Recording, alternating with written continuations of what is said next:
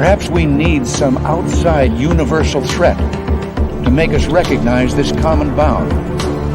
I occasionally think how quickly our differences worldwide would vanish if we were facing an alien threat from outside this world.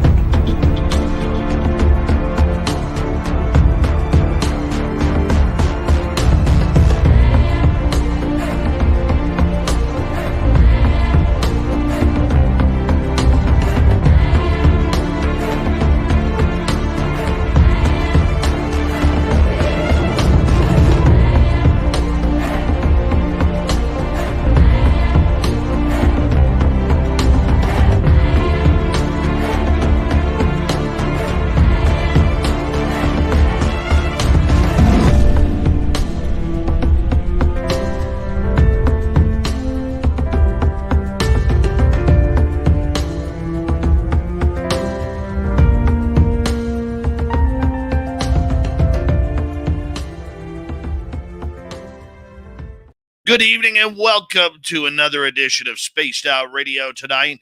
My name is Dave Scott and we are in for a real treat. Hadjiyska is here from Dyatlovpass.com. She is one of the world's greatest researchers when it comes to the mystery of the Dyatlov Pass. Dirty Filth is here as well with another crazy cartoon. And we say hello to all of you. Race fan in the gold medal position. Carlo taking home the silver. And with a nice bronze medal tonight, Lori Bell. Hi, Lulu Bell. How are you? At Area 51, Roy Boy, Luscious Jules, Jack Clark, Sapphire Elf, Brown Dwarf, and W. Decker. Good to have you all here. Raymond L., thanks for coming on in. Robert Lamoth, great to have you here, my man. As we continue on with roll call, there's Deer Slayer. Good to see you back. And Jenny White Bear, hope you're feeling better. Hello there, Kevin. Nice to have you here. Free your mind. Thank you for joining us early. Kathy Evans is here. Kathy Evans will be signing autographs after the show. Line up to the left of the studio, if you don't mind, to the left of the studio. Stephanie Kenny Blankenship, nice to see you as we continue on with our roll call tonight. And who else do we say hello to? Nikki in Seattle, always a pleasure. One of our favorite Marines, veteran Black Dragon. Thank you for your service, my man. We love you around here. Okay, continuing on, let's say hello to Laura Lobbs and Stargazer. Good to see you both. T-Bone, my man. What's happening? Kurt M. T-Bone, I haven't had time to get back to you about the T-shirt yet. I will very as soon as I can. D. Sypha, Lightwalkers, how are you? And Paramarv, good to see you. Noble Patrick and Sandra Kincaid, good to have you both here. Pixie Lara and just another guy named Harry, thank you for joining us. Balletium, my man, thank you for coming on in. Jessica S. Digger Dog, good to have you both here. Ozzy, nice to have you back. And Tim Mothman's Goatee, Dave Walters, United We Stand. And United We Stand, by the way, will be signing autographs as well. Line up to the right of the studio, if you don't mind, to the right of the studio. Tokeland, how you doing? Good to see you. And let's see, there's Dirty Filth in the chat room. And we keep on scrolling. Slow motion. Good to have you here. Peppa H. And Vanessa, how are you? Scrolling on down. Android and Christine Lynn, Lord William, Bryson's Folly. Doug Shelby is here. The Doug Shelby has arrived, which means we can officially start this show. Continuing on, we have Lee the Bee and who else has joined us? Guy Calgary. Yeah, he's from Calgary, if you want to know. Alberta. Electric Cuttlefish. Susan Alloway, thank you for joining us. Dave Wadge, how you doing? And Mario Panopoulos, welcome to the show. Jeremy Jones, thank you for joining us early.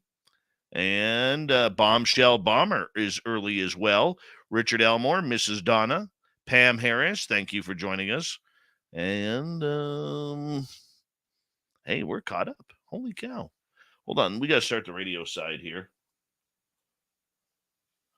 That way we can let Bill WD-40 into the chat room to lube us up for tonight's show, because you always want to go into a show nice and smooth. Just slide on in. Tim Mothman and your goatee. How are you tonight? Derek Galloway, what's happening, my man? Debster, thank you for kicking off the super chat tonight. Very much appreciate your love and support, Deb. The super chat is a wonderful way to support what we do on a nightly basis. You can also join our Space Travelers Club by going to patreon.com. The link is below in the description of this show. Continuing on here, Pam Harris, thank you for joining us. Am I missing anybody? Robert Lamothe said. SG Dav Spotter, good to see you. I think we're caught up. Mike Rivers, how are you? All right, here we go, everyone. We got 10 seconds. We're going to have a great show with Teddy. Get your questions ready. Horns up. Let's rock.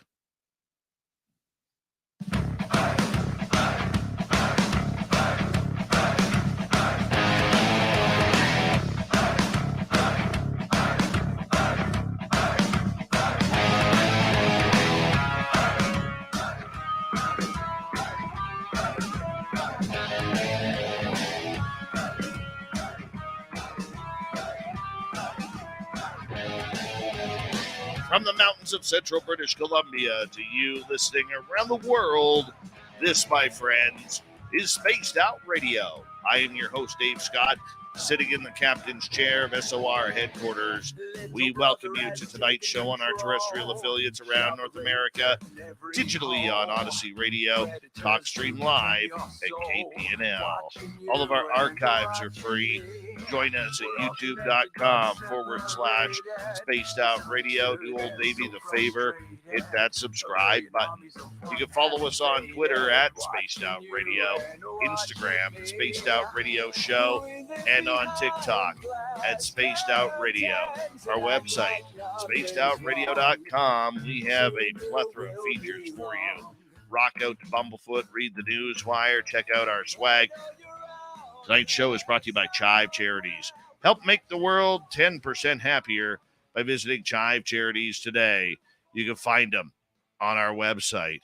A power show coming at you tonight as we talk about the mysteries of the Dyatlov Pass. Teddy Hadjiyska will be with us momentarily. She is going to go 2.5 hours with us tonight.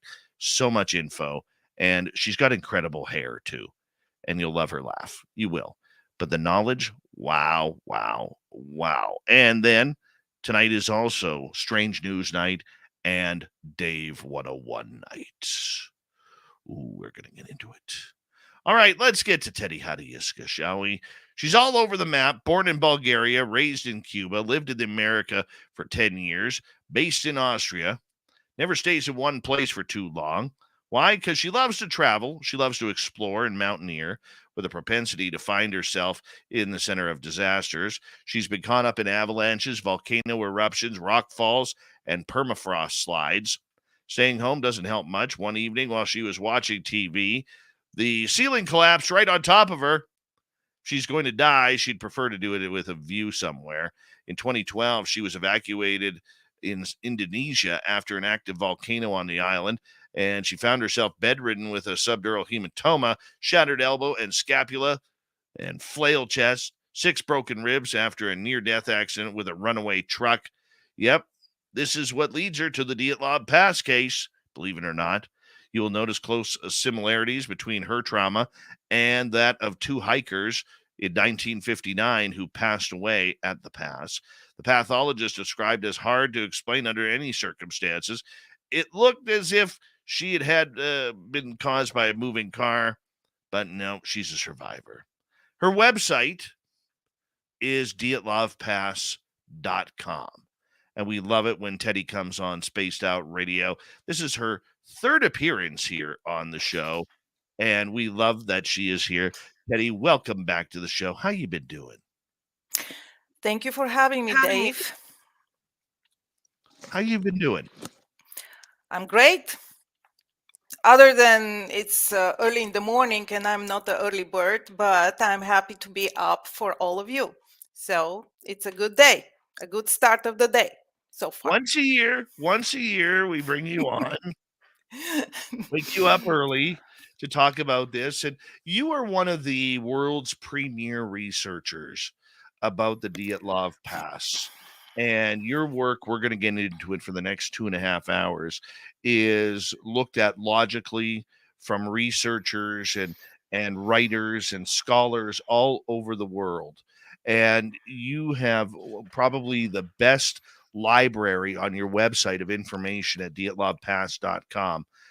When did you first hear about this strange case and what got you addicted to it? It's always when you start doing something big in your life, it's usually when you have to fill in a void or you're looking for something new. I wasn't looking for anything. I was just bedridden, as you mentioned, and I couldn't travel for a while because that totally shattered my lifestyle. Like I was always on the go. Never thought I'll be doing websites and translating case files or anything like that. So while I was in bed and trying to find a new meaning in life, someone mentioned that I'm broken like one of the Dyatlov's group, and I have never heard of that name, Dyatlov. So I just checked, Google it, and all I could find was in Russian and not on a site or archive. It was in bottomless forums, people talking decades about this case and hundreds of theories and stuff. So I just got annoyed that I don't know the basics of this case. Like, I can't figure out how many people, who went back, the traumas, who died, where, who found them, nothing. It was all a mess. I mean, the information was there, but it was all in Russian and it all just scrambled. People were arguing, confrontational, and I didn't know what's going on. I just wanted to know the basics. So this is how I started. It wasn't like, oh, I'm gonna research this case for the rest of my life or 10 years from now today. I just wanted to know what the hell happened. What happened? So I started piling up and organizing information. This is my obsessive addiction kicking in of order. I have to put everything in place so I can understand or remember, because my memory is not that good. So I needed a way to organize all the information, and it's a lot of information. Don't think that you can grasp all the aspects of this case only from an article, because usually articles are with headlines like, oh, maybe this cold case has been solved, or it was an avalanche, or it was Yeti, or something or that. I mean, all the journalists can do is an article, and I have been witness how much information they gather when they're a good journalist, and then everything gets cropped from the final result that gets to you. So it's a very deep case. So I'm laying in bed in hospitals all around the world, being evacuated from Kuala Lumpur to Vienna to Sofia, being operated on. And all I can think is what happened in Northern Urals in 1959. So this case kind of went into my bones literally, because I had 35% of my bones broken. I had flail chest, my elbow. They didn't even bother with the little limbs. Like, I didn't have the elbow, I didn't had a lot of broken things. They didn't believe that I'm gonna survive. That's why they didn't bother operate on my flail chest to start with. They were waiting for me to die because it happened in a very little island where there wasn't even a hospital. So they had to evacuate me first with a cargo ship. And so until I get to the mainland, I'm in Sulawesi in Indonesia, where they figured out that they shouldn't open me at all, because I have a flail chest, like 6 broken ribs and no scapula and no collarbone. So both my hands are actually floating and broken. And subdural hematoma, this is a big fun, because while you're all on morphine, you start seeing zombies. Do you know how if blood is flooding part of your brain and it doesn't process information properly, you start seeing people with their heads turned around, or their arms coming out from their spines, or something very strange. And no one acknowledges that. Like, I was in a hospital, I thought around me there's some patients or some victims of trauma, strange trauma, but they're all of them, even the doctors. So I start asking, what happened here? And no one acknowledges that. So you believe, and the morphine also helps about that, the delusion that you're in the zombie land, you don't know what's going on with you. So that's why you focus on one thing. But the thing I focus on was the Dyatlov case. And the weirdness there is also so much that you don't know, you have no escape. But still, uh, there I could make some sense, and anything around me I couldn't help. I mean, whatever happens, so I'm gonna die, I'm gonna die. It's nothing I can do about, because it's the body. But the mind, you can work there.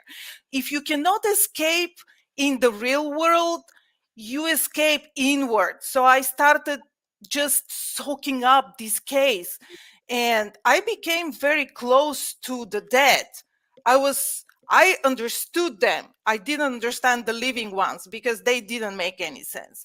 Anyway, so in that state, I started, so I know Russian, and I started reading the case files, and I found them because of my profession and archives, and uh, just in places where Google doesn't go, doesn't look there.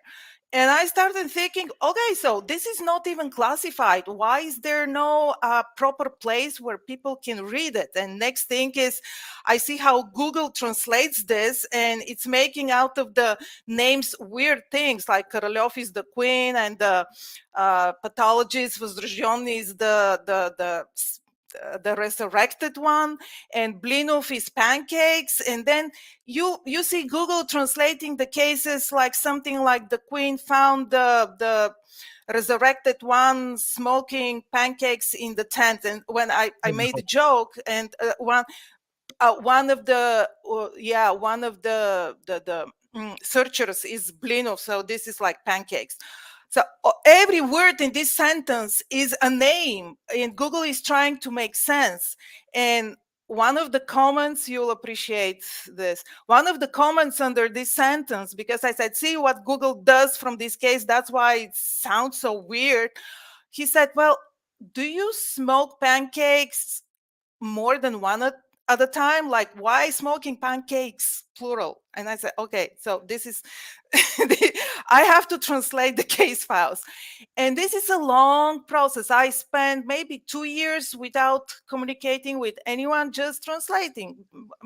I'm healing, I'm in and out operations and surgeries, and I'm just translating case files. And I never thought I'll figure out the case, because it's too much information. It's not like, oh, did they disappeared and we can guess what happened with them. Nothing like that.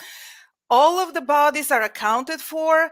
We have a survivor who didn't actually went through the whole trek, so he returned on the third day or something like that.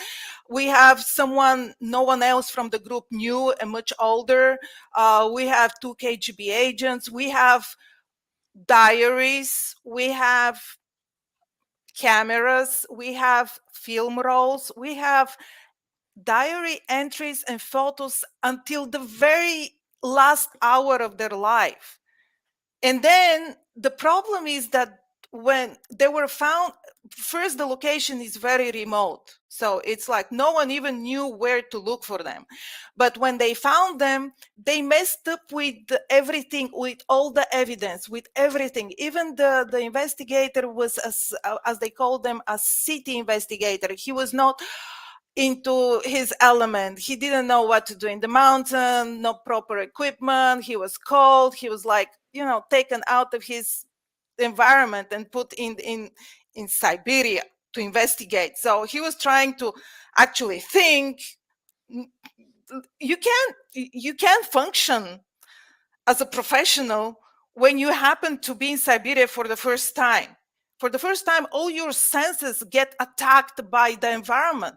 And I was a traveler. That's why I was having such fun when I went with Josh Gates. It was like, I have been in places like that, Pamir, and in avalanches and snow, and I love this.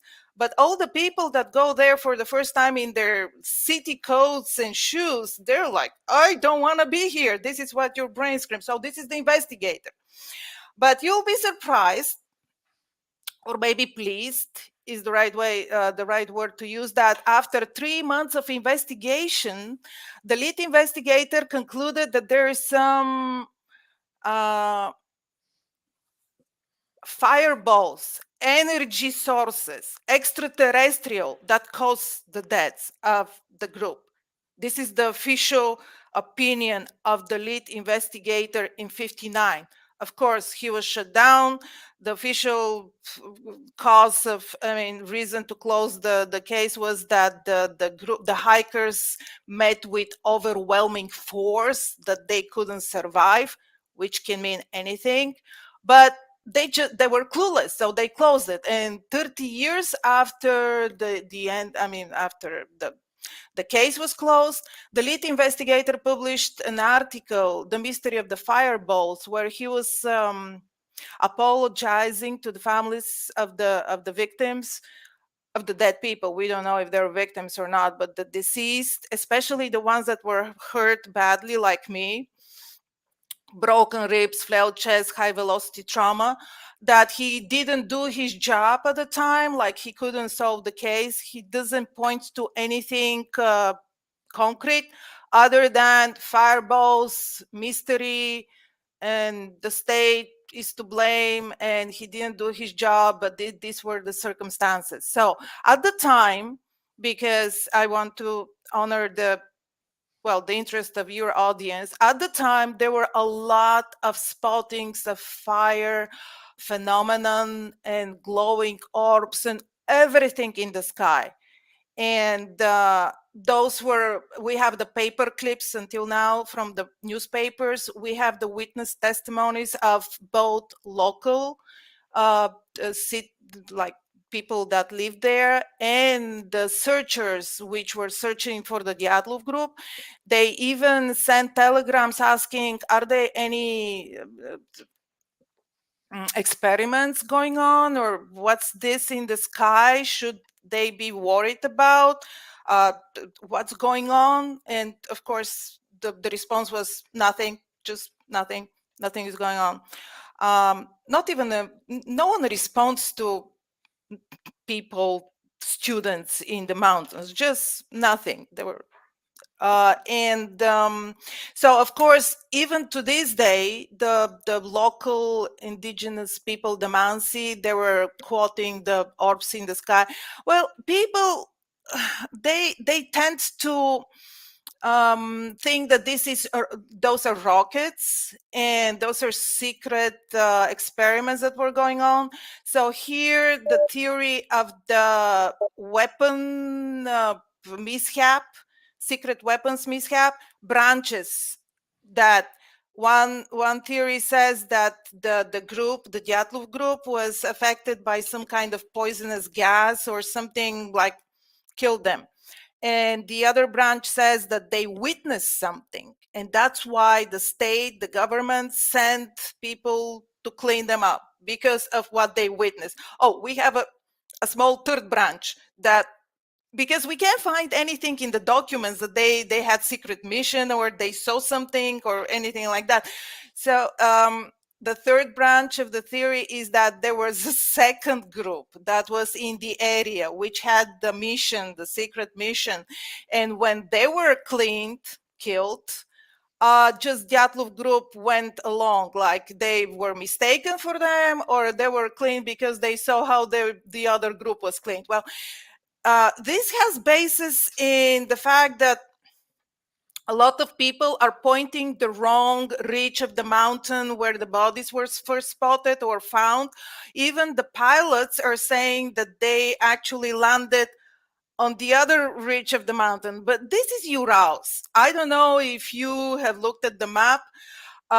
Ural is a very long range, mountainous range that divides Asia from Europe, Asia. It's vertical on the map when you look at the world map. And it starts very low, like there is a southern, middle, right, if you can bring it up a little bit, or yeah, this is where it happened. This is the northern Urals. But if you click on the Google Maps, you can actually see the whole Ural. Well, this is getting even closer, but if you it's click on the Google. I mean, if you zoom out, never mind. So what I'm trying, okay, a little bit further, more. Okay, so you see Ural, right? So all of them, okay, this is the Urals, and they were in the northern Ural. So we have the south, middle, northern, the polar, and the so it's a long range. So when you zoom in, you will see that all of the, well, you can't see it from here, but all of the peaks look very similar. That's what I'm saying.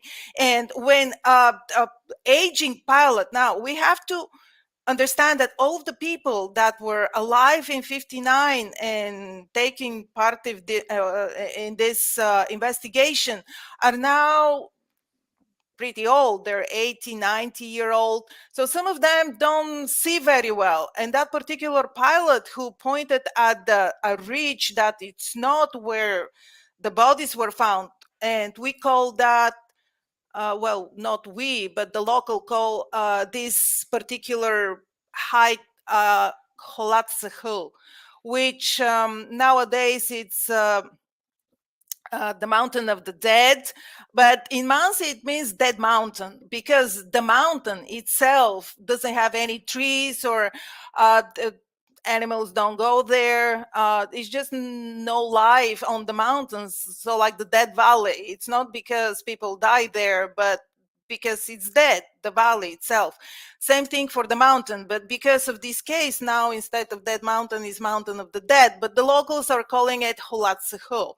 And this is at the time no one was calling it anything but with its altitude, which is 1079 meters. By the way, the name of my book. So in all the documents it says that the Dyatlov group died in the vicinity of height 1079. And well, some of the people say that the bodies were first spotted in a different place. So this is why there is a theory that there was a second group. I am just coming from expedition there. It was my third expedition, as Dave said. And believe me, what you see, the peaks are all, they look very similar. I mean, it's just green waves. It's like a sea of mountains, but there is nothing sticking out to make it more prominent or just to acknowledge what is what. They all look the same. And it's very misleading that they're not very big because they are vast. This is huge territory. Just the fact that you don't see it threatening, it doesn't mean that you can easily traverse or get from one place to another. And that's why a lot of people say that the whole area is very strange. And before I went in summer, I mean, after the Discovery Channel, we went with Expedition Unknown in winter, which was great to see it for the first time exactly in the season where the case, the tragedy happened. But then in winter, you only try to actually survive the weather because it's like minus 50 degrees Celsius. And it's freaking cold, and you only think of what are the, yeah. I'm going to get you to hold on right there because we are going to go to break here. Lots of information to take in that first half hour. We're going to get more questions in with Teddy Hadjiyska from Dyatlov when we return on Spaced Out Radio. Let's go back to 1959 when we return.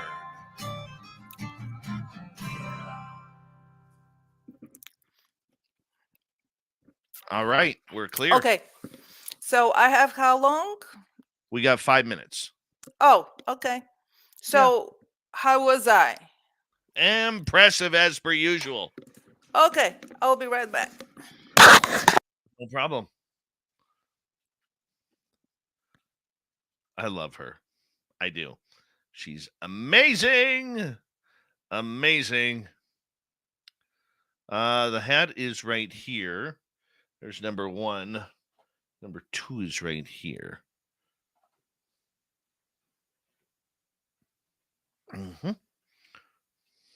I went with this one tonight. Why? Because hunting season starts this weekend.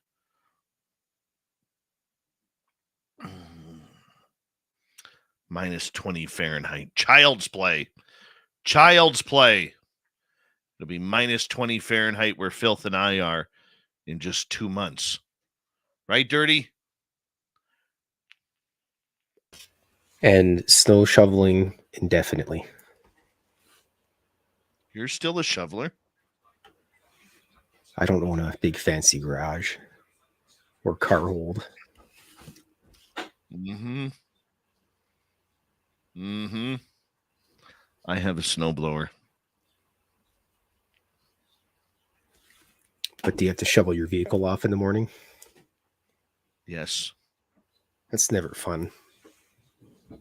That is why remote start works very well. Yeah, I got one of those, but if I let a car sit there for half an hour and idle, that's like $10 million. I know, but it's worth it. I'm a tightwad, Dave. You're the kind of guy who uses a credit card to clean his window. It's funny because it's actually true. I knew it. Like, How about Human Carl with that strong comment that he thinks the Dyatlov Pass was caused by Godzilla? could be.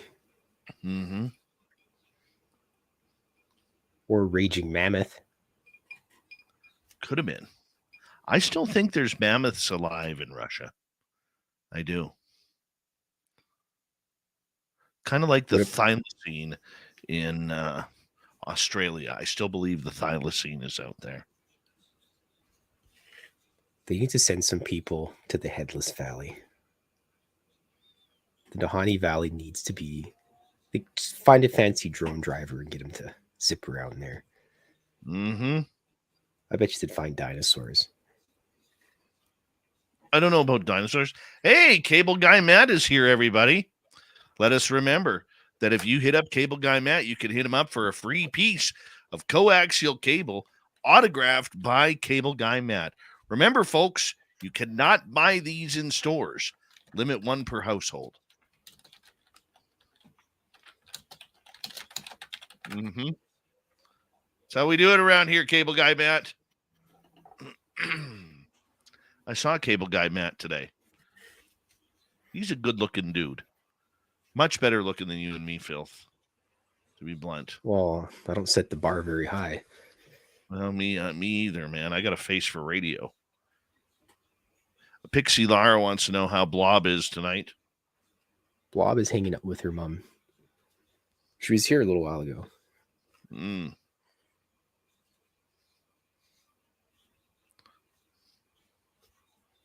How are you, Teddy? I'm good. Yeah, I was on mute. I'm back. I'm ready to go. I don't know what that says, but hello. What does that say? Translate that for us. Тичмо болотное. I think this is offensive. I think, well, Tayman is my friend. This is one of the people that I went to the pass in summer for both of the expeditions, but I don't know what chmo is, and I'm not even sure if that's a pure Russian or I don't know. I don't know. But bolotnoe, no, I know 2 of the 3 words. Tayman is my friend. They were both Oleg and Olga, and those are the toughest family couple that I have ever met in Nice. out in the world, because they're carrying their own boat. They fish. They can survive in the wilderness for a long, and they live in Siberia, and well, they call themselves Taimen. This is about the Russians. They always call themselves with some other name, not the given one. Hold on And one second here. Hold on. Here we go with the second half hour.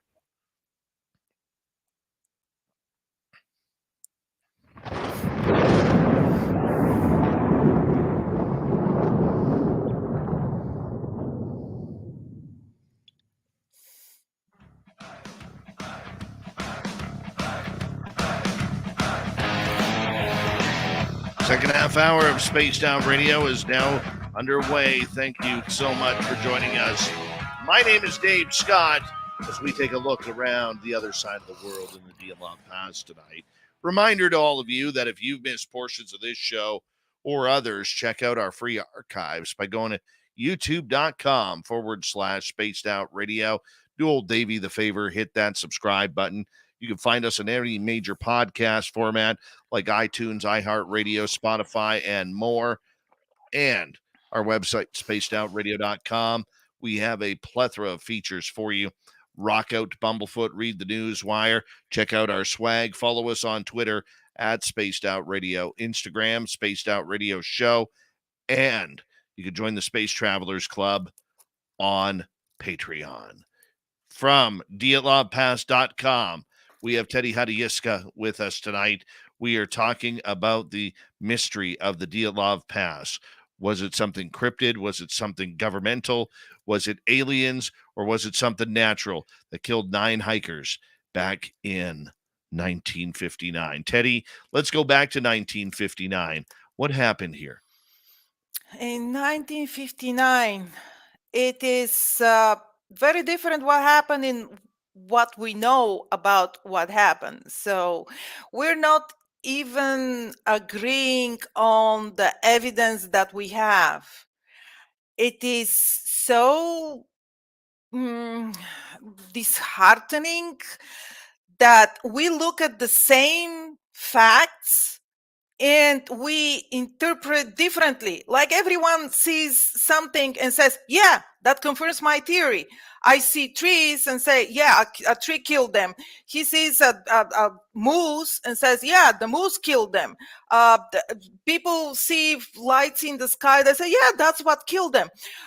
Because the way they were found, the myriad of traumas, so different, the inconsistencies in the testimonies, in the case files, and everything can actually map any scenario that you can come with.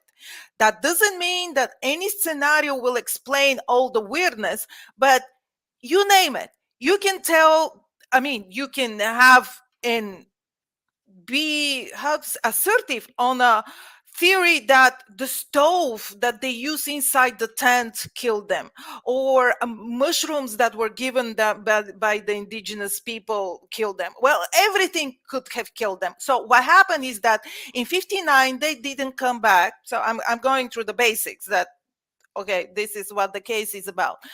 And there was a massive search operation to find them. This is the first strange thing, because no one is sending so many helicopters, Air Force, military, so many people to look for missing hikers. That's usually something organized by the sports club where they are members of, because you couldn't go on expedition unless you are a member of a club, because the club gives you equipment, permit, everything.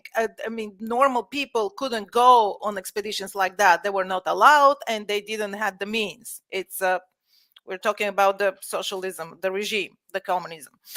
And so they didn't show up when they were supposed to, and suddenly massive search operation went on the location, and it turned out something that it's not so unusual, but they were missing maps, routing books, they didn't even know where to look for them. So they sent helicopters to where they were supposed to go, their final destination, Pico Torten. They sent many groups, many aircraft, so many places on their route. And at some point, people on ground saw the tent on a slope. And that tent is very old. It cannot stand up on any, it was just propped on ski poles. And the tent is stitched from 2 tents to accommodate 10 people. And it's supposed to hang between trees because it cannot stand the wind and the elements just on the slope. If you put a tent like that on a slope, it has to be emergency or no chance to find any trees or shelter or from the wind, because the normal weather there are winds, very strong winds. I was there and that was a normal day or night or whatever. So they find the tent. So far, nothing strange, but the tent is cut from the inside. I mean, cut as if you're escaping a bear and the bear is inside. So you have to cut it up and get out right away.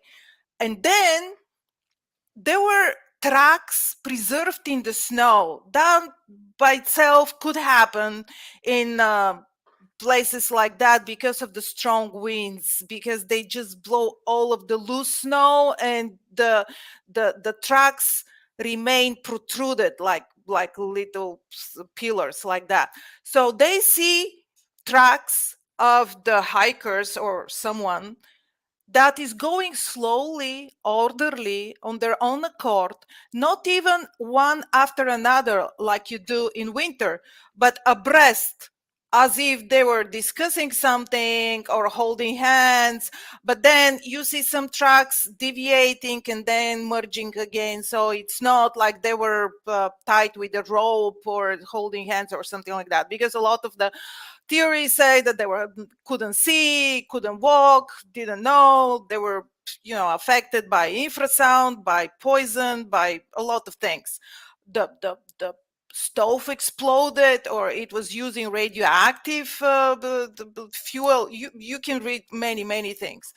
So we see the tracks. Let's go back to the facts. We see the tent. We have the tent, which there is there are 2 expertises in this case, in the case files. One is about the tent. They gave it to a laboratory, and then a specialist, an expert, studied all of the cuts, and is testified that it's cut from the inside. But it's not cut like that in a panic. It's cut like opening 2 doors, not one, just like that, big holes. Then we have the tracks. No expert saw the tracks, and the case files don't have good photos. I paid for an expert. Expert said that these tracks are left by feet with shoes, because the case files contain testimonies of the searchers, the rescuers that were on location, which said that these were left by bare feet. But the only reason they say that, because the bodies were found with no shoes.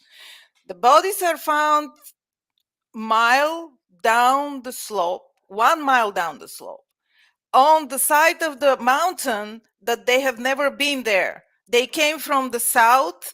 They put the tent on top of the ridge, kind of on the slope.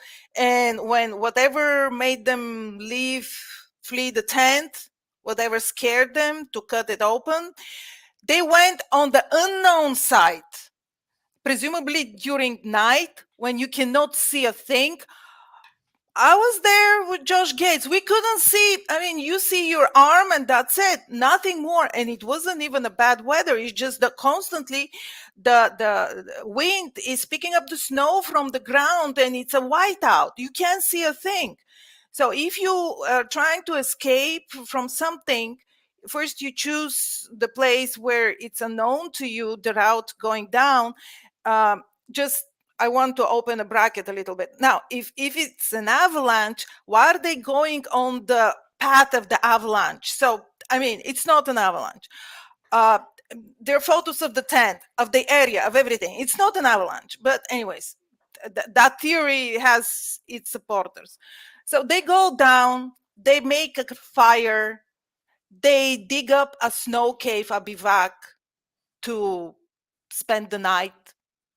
And this is how they start finding the bodies. 2 bodies are stretched by their arms, obviously repositioned because they were like dragged under a big cedar tree, and they're half naked. On the other side of the cedar tree, there is a campfire. It's a fire that just died down because there's a lot of wood around, firewood, dead wood, but the fire is just not fed with wood. That's why it died down. And the people who found them said that, judging by the burned log, the part of the log that was inside the fire has burned for about 30 minutes. The contents of the stomach says that they ate 7-8 hours ago. So I mean, whatever happened, it took them quite many hours to go down, make the fire, and die. So far we have found 2 bodies, right? And they start looking for the rest of the bodies. The same day they find 2 more that look very differently from the first 2 bodies. The first 2 bodies are under the cedar tree. The second 2 bodies are going back to the tent, and they just died frozen on the mountain slope in dynamic poses, like they're going back, but they're going back without shoes, without jackets. Even they wear the clothes of other people from the group, which is weird. So they found 2, and the next week they found the 3rd body. So we have 5 bodies so far, and 3 bodies are going back to the tent, presumably. There are a lot of details, like the cedar tree where they found the first 2 bodies under had cut branches, not cut, broken branches, 5 meters high. And the theory is that someone climbed up and froze and fell down, and this is how it broke the branches, or it was going up, breaking the branches for the fire. But there were a lot of dead wood on the ground to start with, so there was any reason to climb such a high tree. People say that they were looking for the tent to see, I don't know what. There are many other things that are weird about the tent. For example, there was a flashlight found on top of the tent without any snowflake on top, and between the tent, the tarp of the tent, and the snow and the flashlight, there was 10 centimeters of snow. So it was snowing, someone left a flashlight, forgot a flashlight on top of the tent, and that flashlight was never snowed on. So someone found them before that. There were other traces also, like from urination that wouldn't preserve for 1 month, because presumably they died and were found. They start finding the tent and the bodies a month after they died. So in the way that they were found, just fat chance, because they were just, the bodies under the cedar tree were just powdered with snow. But these things, I start thinking about them, how weird they are 10 years after my first read on the case. Like initially, you just eat up the way you read about the case. Okay, these bodies are found. And the problem is that usually the person or the article, the source that you read about the case for the first time is feeding you a theory. They're already telling you what to believe, like I did now, that it's not an avalanche. Because I hate this theory because it took so much public attention, because that's the only theory that the Americans published, the avalanche. Right. So that's why I hate it, because it got too much attention. And now everyone, well, didn't they solved that case? It's an avalanche. No, it's not. I mean, why you say that now that it's an avalanche, since that was the first theory in 1959 that was the avalanche? No one considered it solved the case until 2020, until suddenly the Americans published headlines in New Yorker, what's on? Oh, it's an avalanche, case solved. Hollywood, Disneyland, I don't know who made a 3D model and they said it's an avalanche. That must be it. That's what the headline said. Anyways, so basically everyone who tells you about this case, including me now, which I was living such a happy life until I had the theory. Then I was so objective about everything. And now I go with on the expeditions that I go on. Usually everyone has a theory, but they're this couple, Taiman. They call themselves. Their names are Oleg and Olga. They're just a family. To people that travel, they're adventurers to the core of their. They're very cool. They call themselves Taimen because Taimen it's a type of fish. I don't know. Their names are something else. But they don't have a theory. They're theory busters. They're myth busters and so on. So I accused them the last time. Every night when we go around, I mean, we sit around the campfire, everyone says, so he's a provocateur. He's provocates you. Oh, tell me about your theory. And then he starts poking the weak spots on your theory. And I told him, stop doing that. I mean, you don't have a theory. That's why we cannot attack you and make you look like an idiot. Everyone that's defending a theory looks like an idiot because nothing explains it all. Nothing makes sense. Like everyone is 100% sure of something that sounds idiotic to the rest of the that had some other theory or don't have a theory at all. So what I'm talking about. Anyways, we're back to 5 bodies.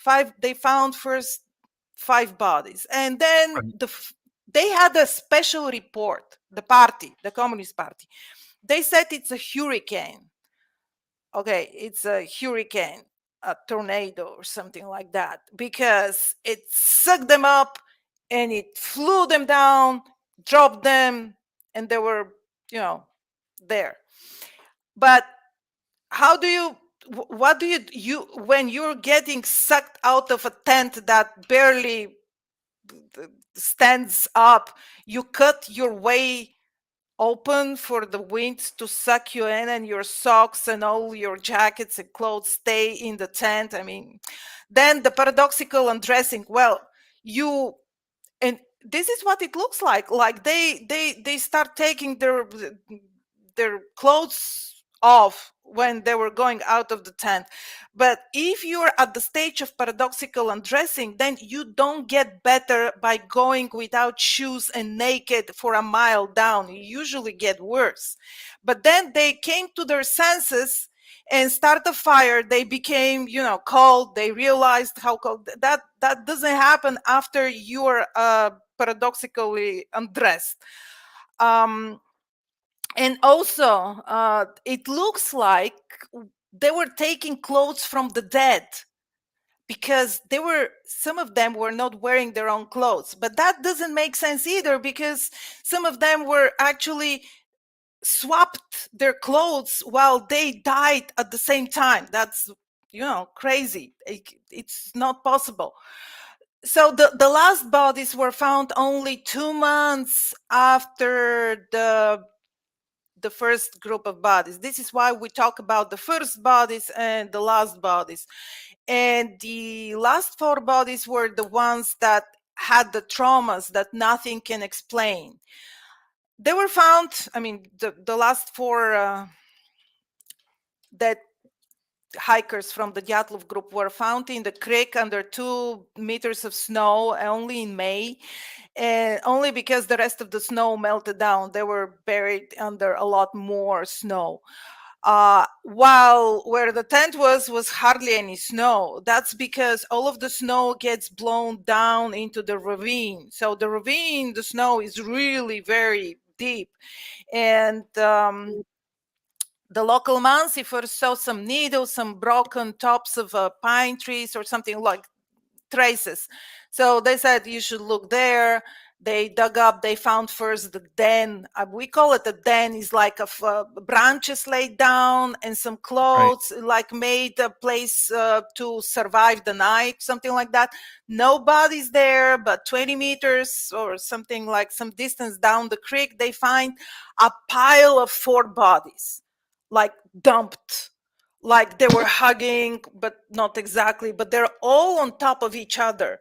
And 3 of them, so we had such a wide range of traumas in these 4 people. One of them has nothing but twisted neck, not broken neck. It's like you can tell by the autopsy report. This is, by the way, the second expertise that we have, the autopsy report. So we have the tent and the coroner. Nothing else. It's done by experts. So one of them has twisted neck in the way that you can twist it if you sleep in uncomfortable position. And the other 3 had high velocity trauma, which the pathologist could compare only with being hit by a car, fast moving car.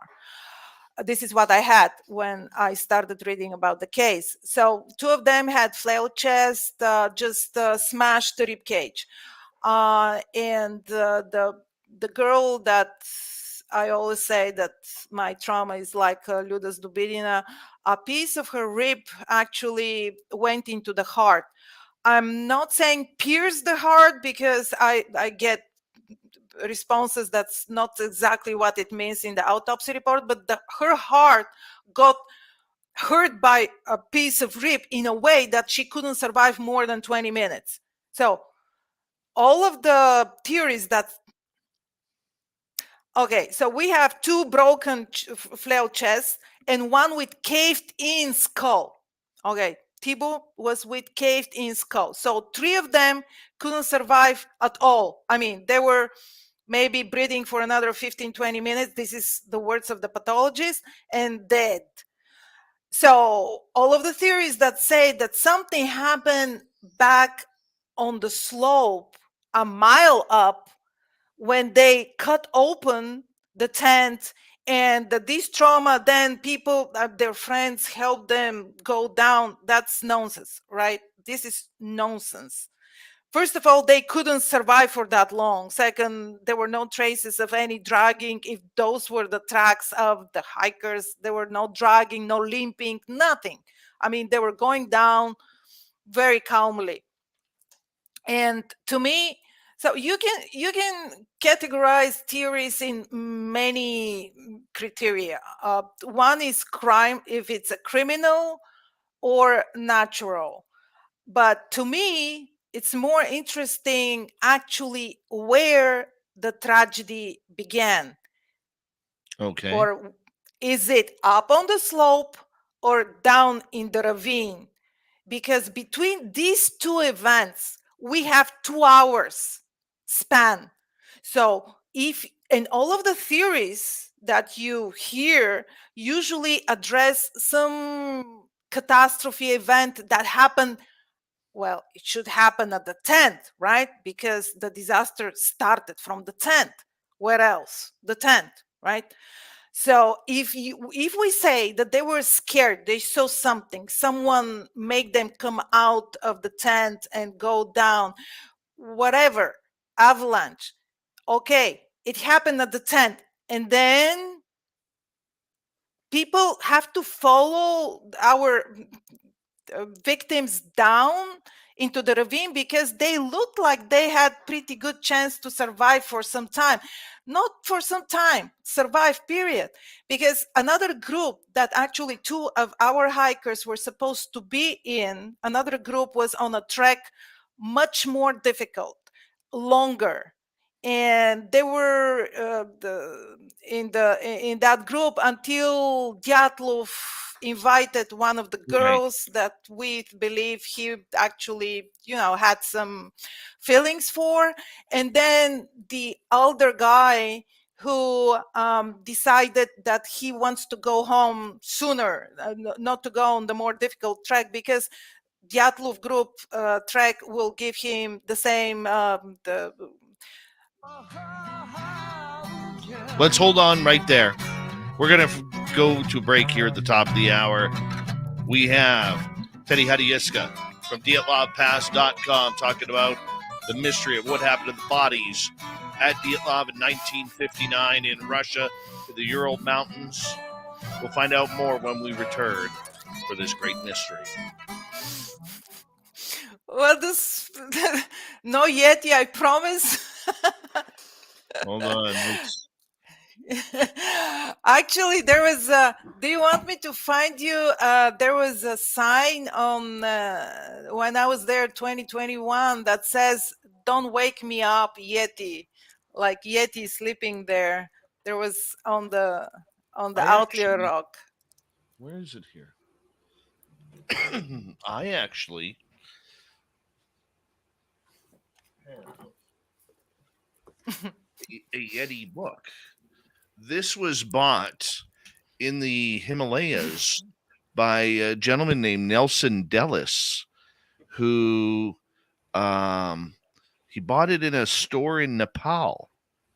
And this was when he was going to try and find Everett. I'll be right back, okay? Just Me give me. too. Hold on. We'll be right back. Don't worry, I got it under control, Dave. Pretty filth, it's all yours, man. It's all mine. Turn your mic on. I think it is on. I hope it. If anybody can hear me. Oh, I can hear myself talking through some other microphone. All right. As per usual, go to filthy.com, FYLTHY.com. Scoop my book. Get one for your mom. And you know what? Even for your estranged uncle.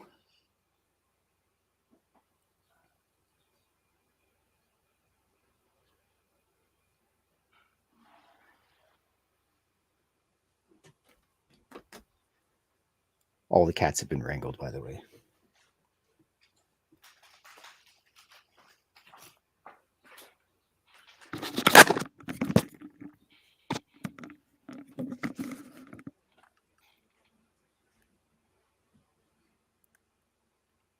I think it's the first time I've ever drawn a Yeti. I'm back and ready whenever Hi. you are. You have never drawn a Yeti? Not in my cartoons, I don't think. No Yeti, I promise. That's a good one. Well, be prepared to draw a bear. I have Because drawn a I'm going to bear. be talking about my encounter with a bear. I've seen a black bear in person when I lived in North Vancouver. It was across the street. It was at nighttime and I was on my way home from work and I thought it was a cat or a dog or something, or a dog rather. And yeah, wasn't very big, but still kind of scared. The first thing I thought is maybe the mama bear is going to come charging out of somewhere and tear me to shreds. So you believe this was the little bear? Yeah, I think so. See, when they're in the city, they're not in their element. They're curious, but there's so many things around them that they're curious about, and they're in a protective mode, meaning a flee mode, that they're ready to scrum any moment because they're in a city. It's very different when you're alone, no bear spray, nothing, lost in the woods where no one knows where you are, and it's her environment. It's the woods. She owns you. She can do to you anything she wants, and she was with cubs. It was one of the scariest experiences I had.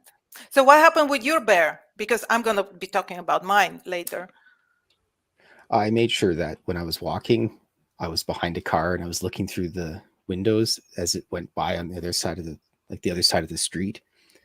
And so I just kind of walked as it went by, and then I ran away scared. Actually, the second it got past me, I ran to my apartment, got in there, and yeah, it wasn't very fun. I also had the same thing happen with the skunk. But the with a skunk, I'd rather skunk. be a little bit stinkier than bit by a bear. Well, the bear won't just bite you. She's going to, mangle you. There, I don't know. I mean, I haven't, but I learned a lot. It's mm, like my geography. I only learn where places are when I go there. So it's not the same listening to what to do when you meet the bear. It's not the same as when you actually do. you you behave in a completely different way, and you are not aware what you are going to do. Well, of course, if you have a bear spray, you are going to try to use it. But if you don't have anything, you are completely unprepared, like devices, tools, and you don't know what you're going to do. I'm actually proud of myself, but I did one mistake that I dropped my backpack. My subconsciously, I thought it's gonna make me lighter, easier to run away, but you don't run away from a bear. And I absolutely didn't feel like running away. So why did I drop my backpack?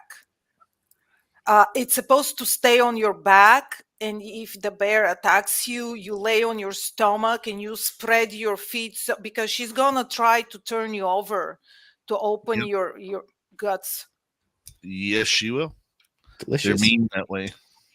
Hey, guys, hold on one second. Big thank you to David and Lord William, Human Carl, and Deb for the great super chats tonight. Very much appreciate the love and support. Don't forget, you can join the Space Travelers Club on Patreon. The link is down below in the description of this show. And here we go with the second hour, everybody.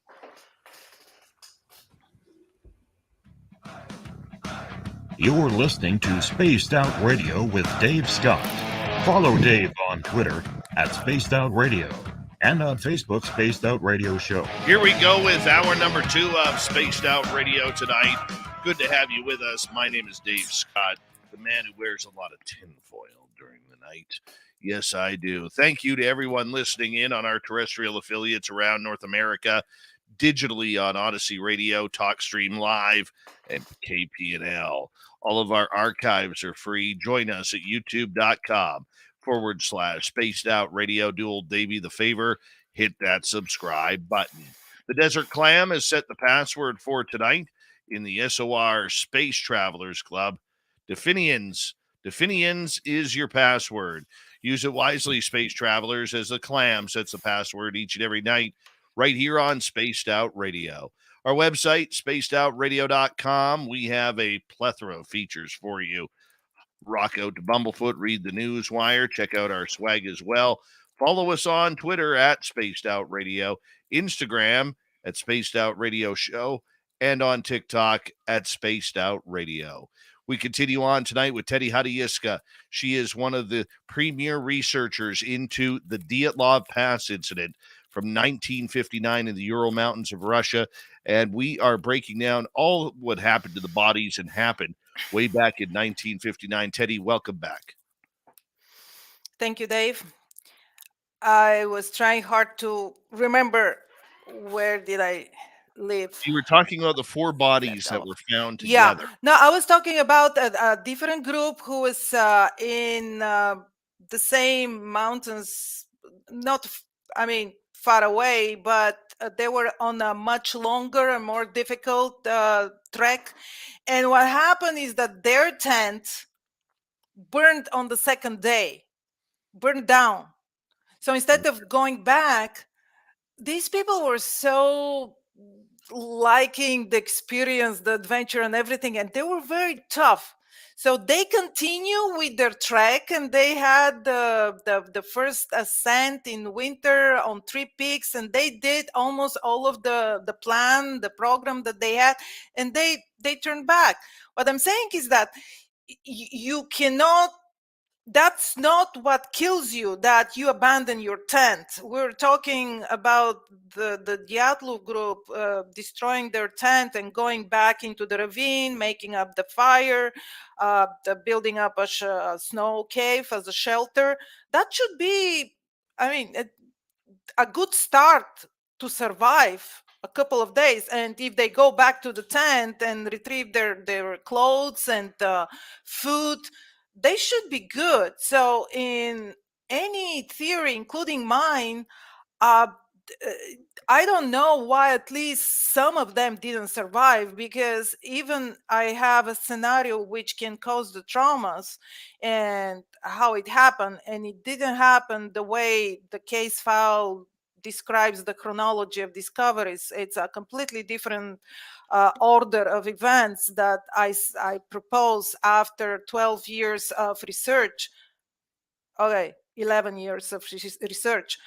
But at the time, all of the theories just leave them in the ravine to die. Like, okay, they something scared them, they destroyed their tent, they went down and they died. No, you don't die from the fact that you have left your tent and you're down 9 strong young people.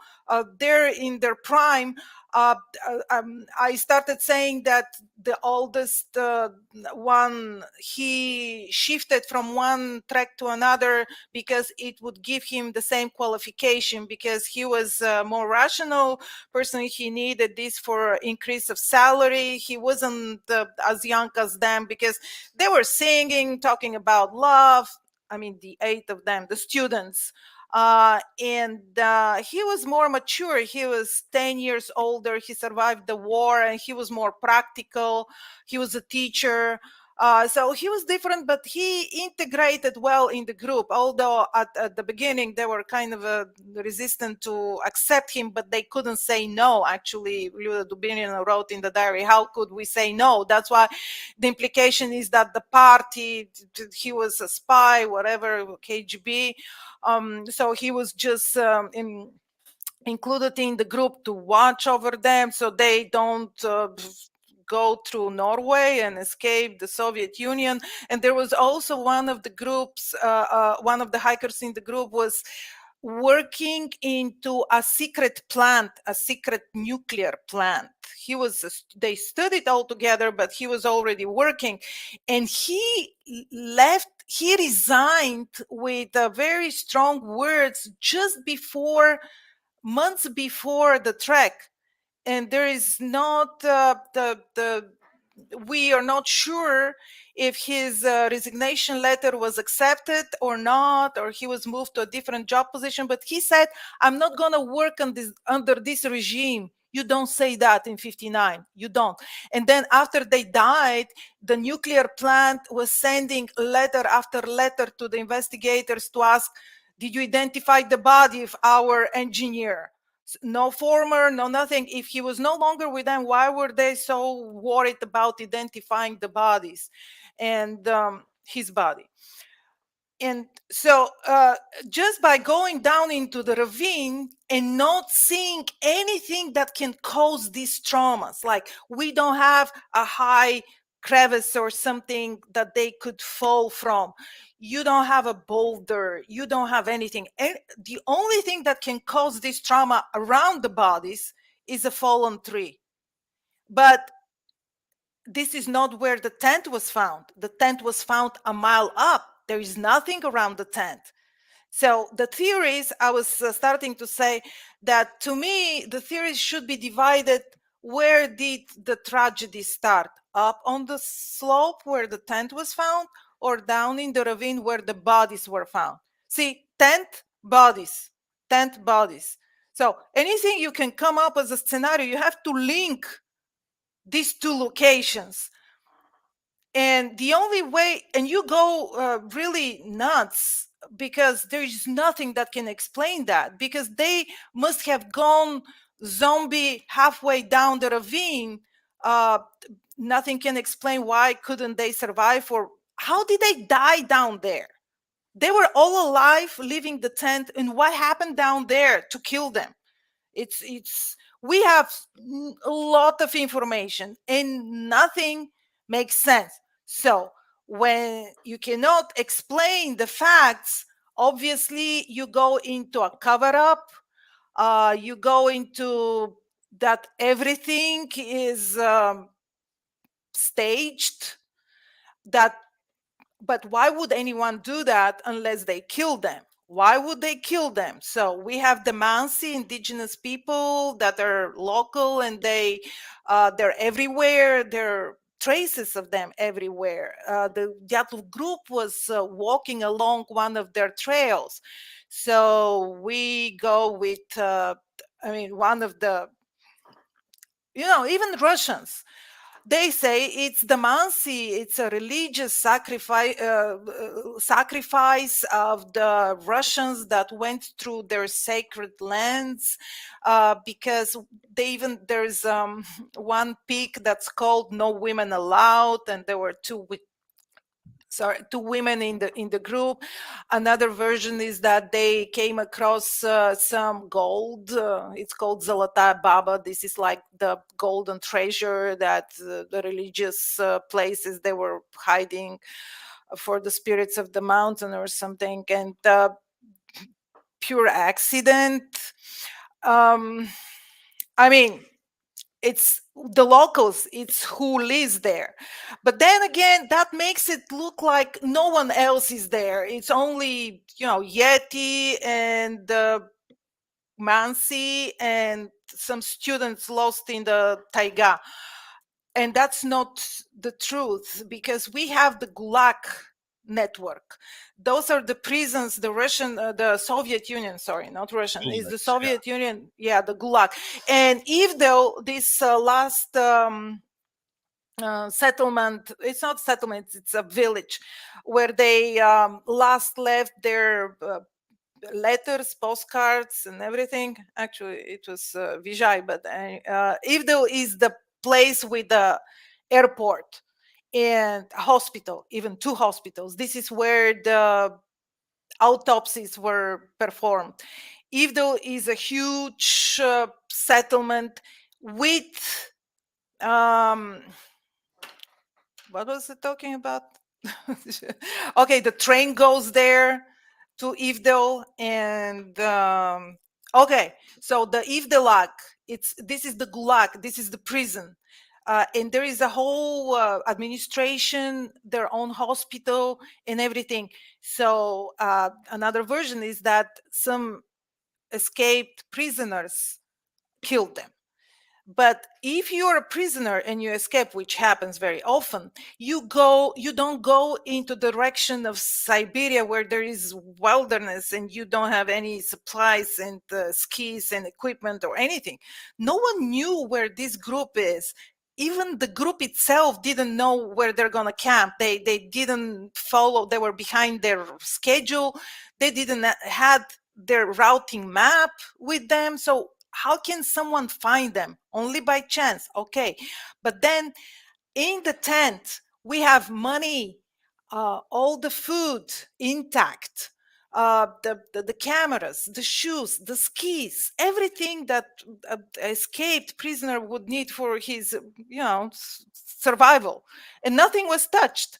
That's why they discarded Mansi and prisoners, because first, there is no signs of foul play, and second, because nothing was touched from even the alcohol. I mean, how can they not drink the alcohol from the tent? So we have the Ivdelat. We also have, well, that's one thing that I bring into the mix.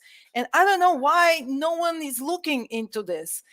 Ural has a lot of mines, a lot of ore and resources, and it's being exploited for minerals and everything, gold, iron, you name it.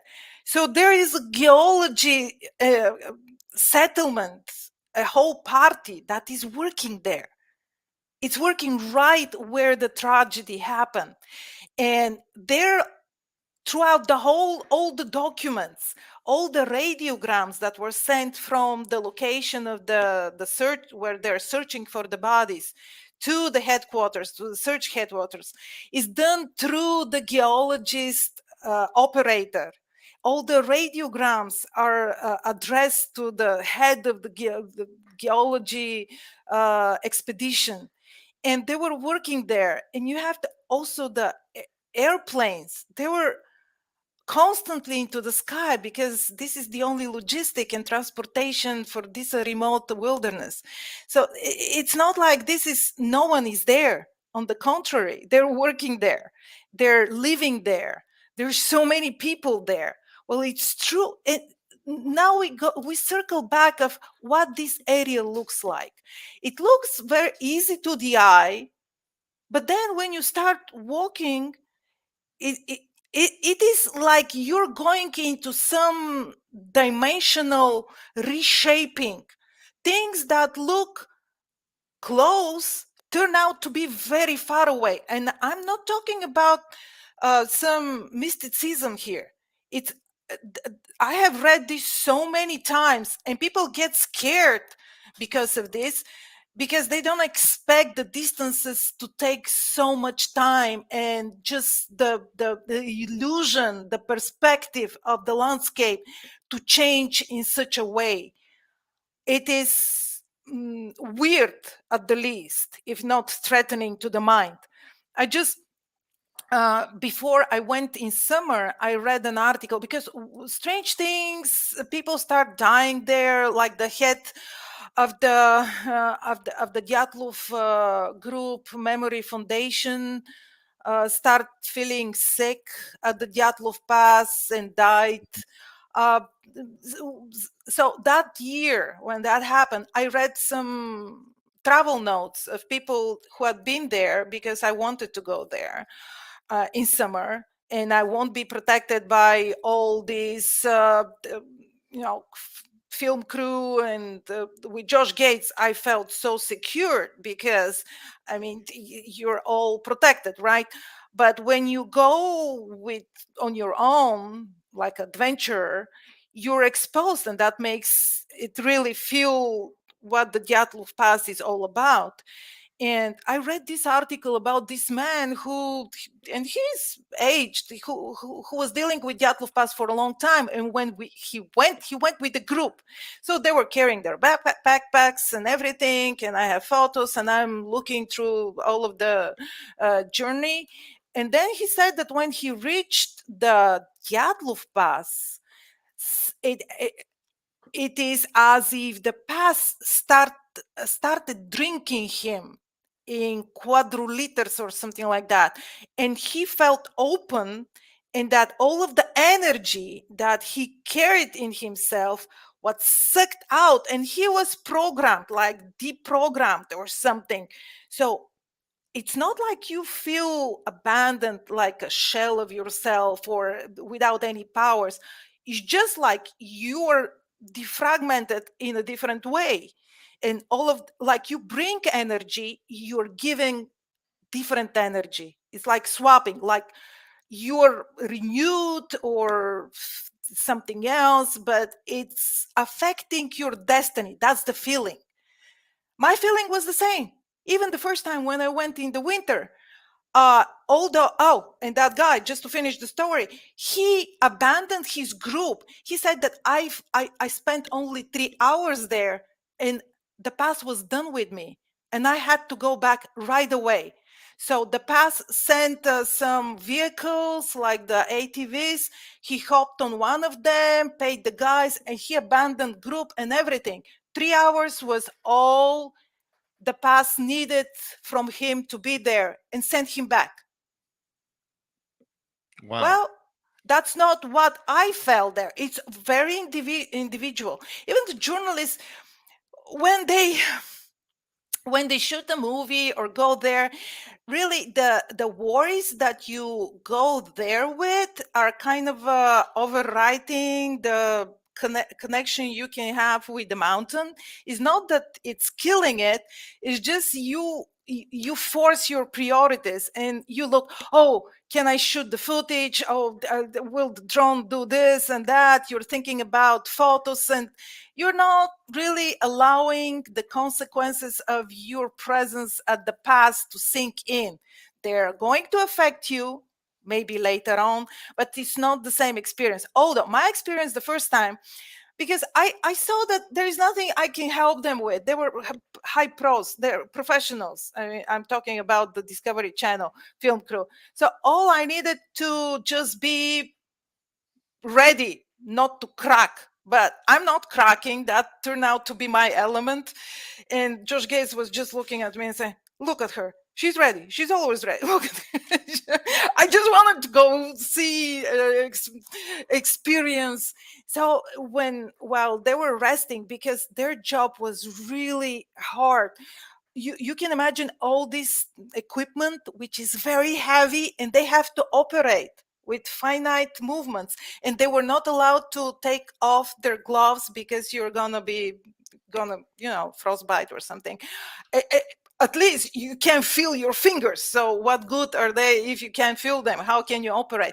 And the lenses started frosting from the inside, and the drones were going mad because there is a magnetic anomaly, so everything that operates on GPS goes nuts. So they had a lot on their plate, and I was just staying still at the edge of the slope, looking of this vast thing in front of me. And I was thinking how small I am with all of my fights and hopes and struggles and beliefs that I can actually have any control over my life.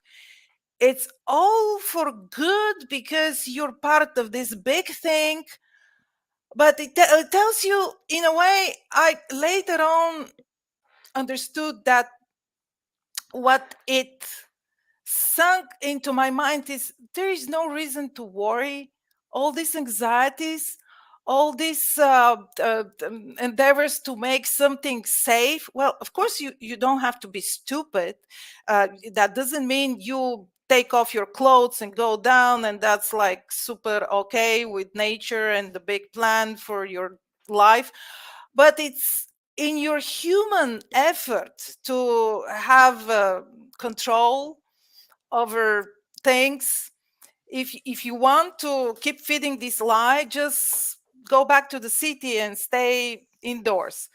When you're out there, you're at the mercy of nature. I know it sounds like a cliche, but I felt it.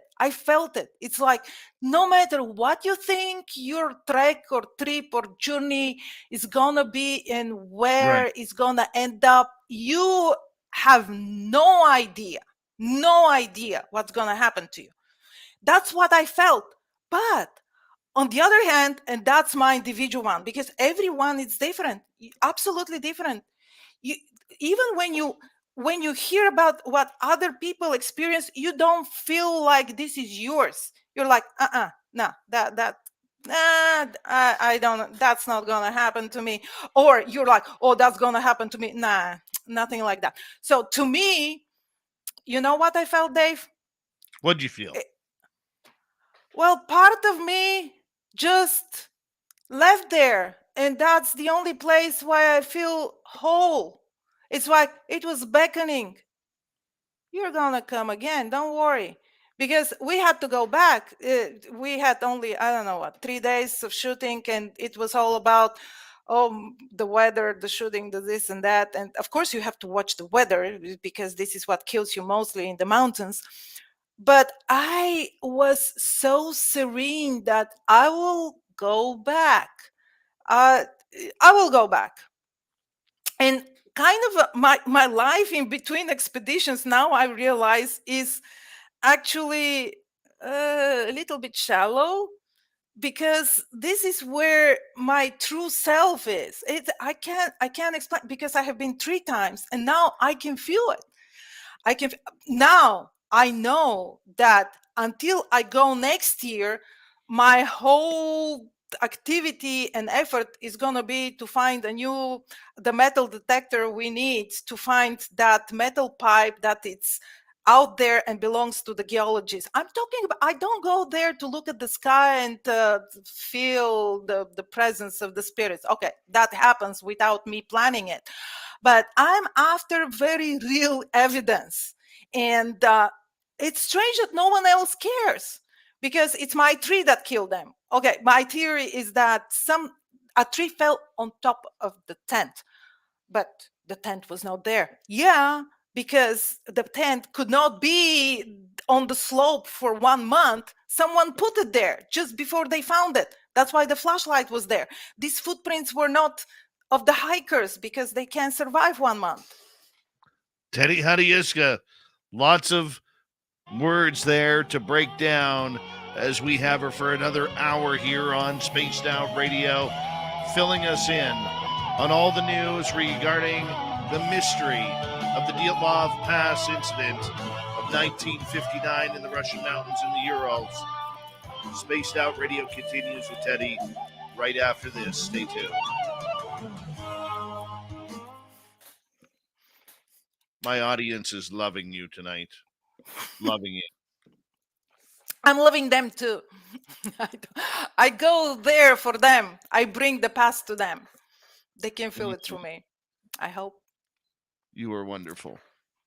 Oh, thank you. Well, I learned initially when I was having interviews, I was trying to plan what to say, what do I want to say, something like that. And then now it's effortless because I just show up and it just comes out of me, of every crevice and pore and everything that opens in my. I'm breathing the Dyatlov Pass. I didn't plan for this. It just happens. It's soaking in me, and I'm coming with all these ideas that are fruitful. I'm finding things on the path, things, real things. Like I took Kern's course from the trees, and I'm finding metal objects that belong to the searchers, to this, to that. I'm gonna prove that the tent was not there where it was found. Right. It's going to be awesome. Awesome when you do. Let me open the window a little bit. No worries. We got some time.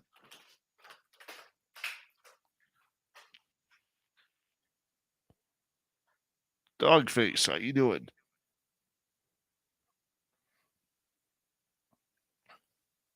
Hi, Sandra.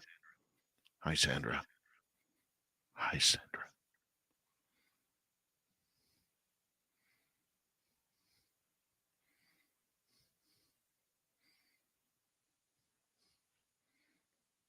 I could listen to her speak on this for hours.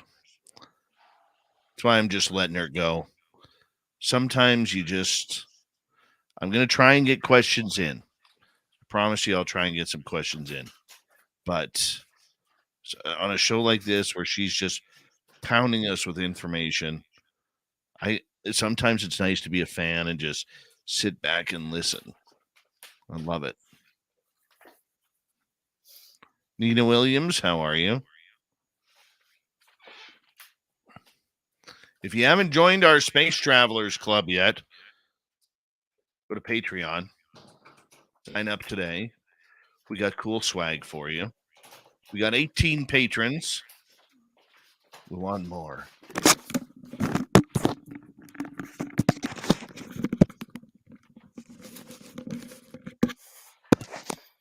We want more.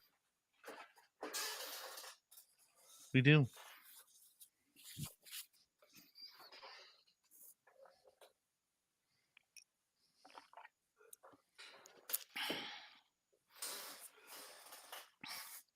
This all looks like you, Dave. Right? Hold on 1 second. Let me see here. What looks like me? The logo. Isn't it made to look like you? I just wanted an owl.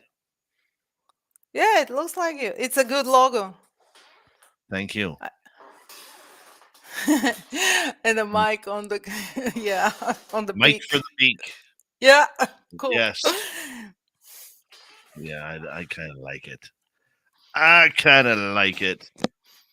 And I'm a bear, and that was finally I met with a bear, not in a zoo, not on the streets. I chased a bear up a tree a couple years ago. You chased a bear up a tree. Yeah. What did you chase it with? Me? No bear spray, no nothing? No, he was just running around, and I'm like, come on, bud, you got to get out of here. And he ran up the tree. Okay. Yeah, they were feeling guilty that they're trespassing. But I have to go to the pass with you if you're scaring bears away. Oh, I love the bears. I love the bears. I do. I'm mad. I've only seen one bear this year so far. Mm. That bugs Oh me. yeah, Canada, right? Yeah, there are a lot of bears. Well, we live in their grounds, kind of. I know. So This guy that I chased, he was our resident bear for the fall, and he was so cute, so cute. And he tried to come down one time. And I was like, no, dude, you got to stay up there. It's way too dangerous for me. You gotta stay up there.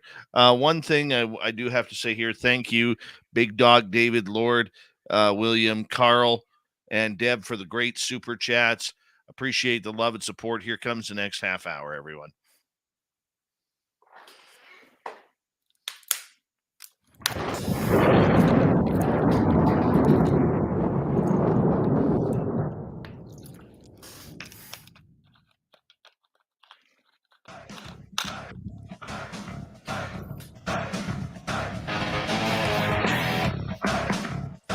We passed the halfway point of Spaced Out Radio tonight.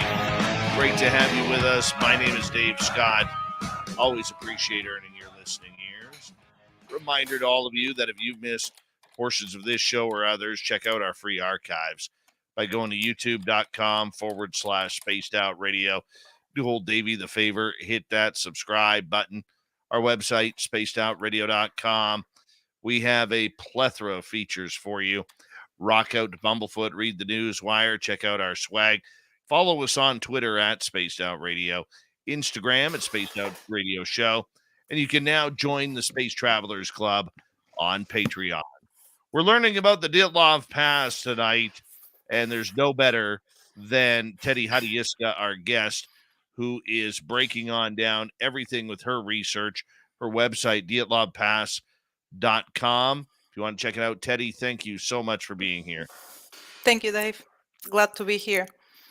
Want to ask you, in regards to the definition of how the bodies, were all so drastically different in the way they died. I mean, and the high strangeness around that.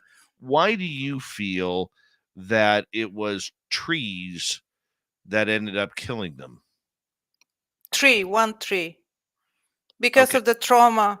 Because this is what dawned on me, that when a tree falls on top of a tent, and this is what happened here in Bulgaria, and I ran right to the morgue, talked to the coroner. Very often, one is dead, the other one just walks away. That's what makes such a difference in an accident.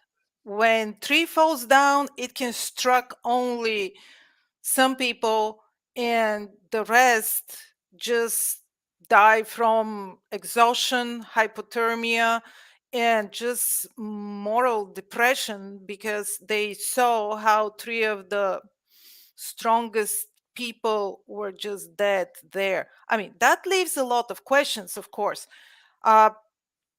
You cannot take the bodies from under a tree without cutting it up. And I'm still not finding a cut up tree. People, everyone knows that there is too much activity around the cedar tree. This is not left by just coming down, dying from freezing, people who are trying to survive. There is a lot of cut branches, no knife found. Okay, isn't that strange? It's just, they say even the father of one of the victims said in an interview that he believes that they were blinded, some kind of a poison that made them blind. That's why they didn't see what they were doing. And yet they didn't found the tool that made all this activity there. So I believe that they were there just camping, a normal camping. And for our listeners, if they don't know, the last document that is in the case files left by the hikers, signed February 1st, which we believe is the day when they died, when the accident or whatever happened.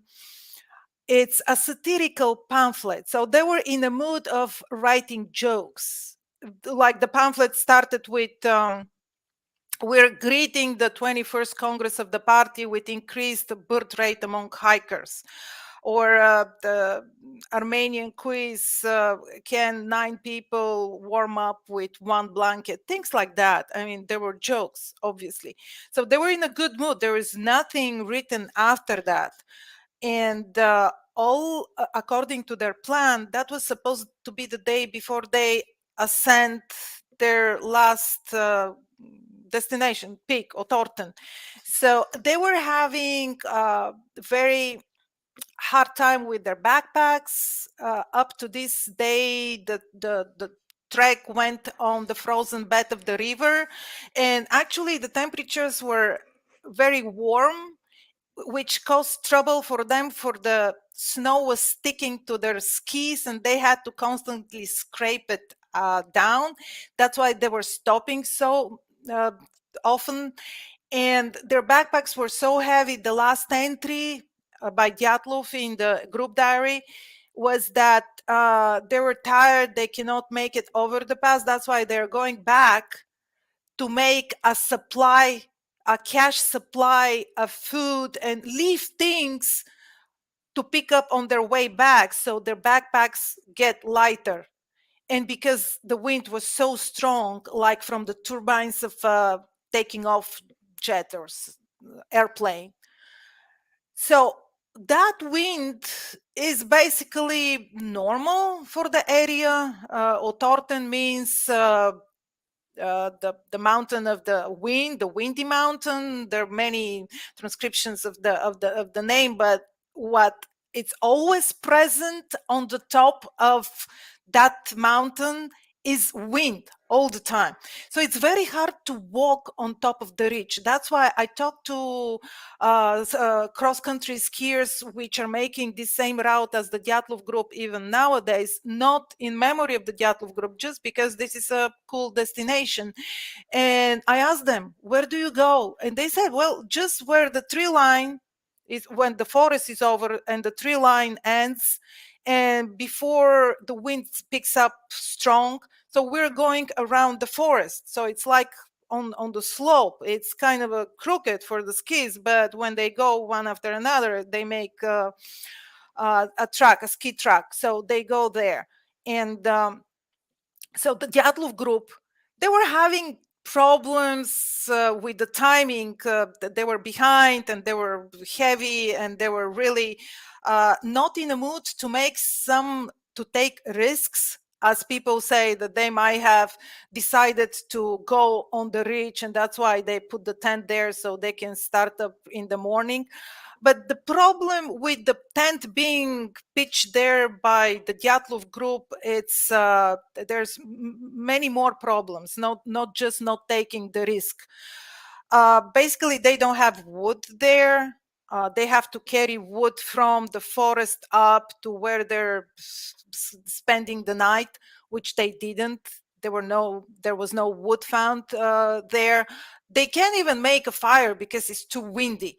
Now, you have to, I know everything about trekking in 59 now, I mean in the 50s in Soviet Union.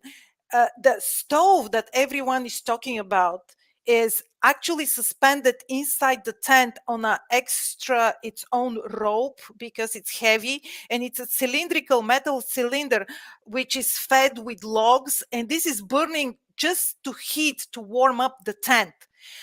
To cook, they have to make a pit, a snow pit, put logs and cook outside the tent. So when we're talking about cooking and heating, those are two different sources. For both, they need wood. And you can see in other treks made by Dyatlov with the same tents where they were camping in a treeless area, one of them is just carrying wood. It's all sticking wood. I have published, it's not just the case file, all the information that's pertinent to that trek like previous treks together, all the treks of these people in their lifetime, all of the photos we have about these treks, their weaknesses, who was in what state of physically and state of mind, who was heartbroken, who was injured. Like Luda Dubinina had a hunting incident 2 years ago. Her parents didn't want to leave her to go on that trek because she still wasn't fully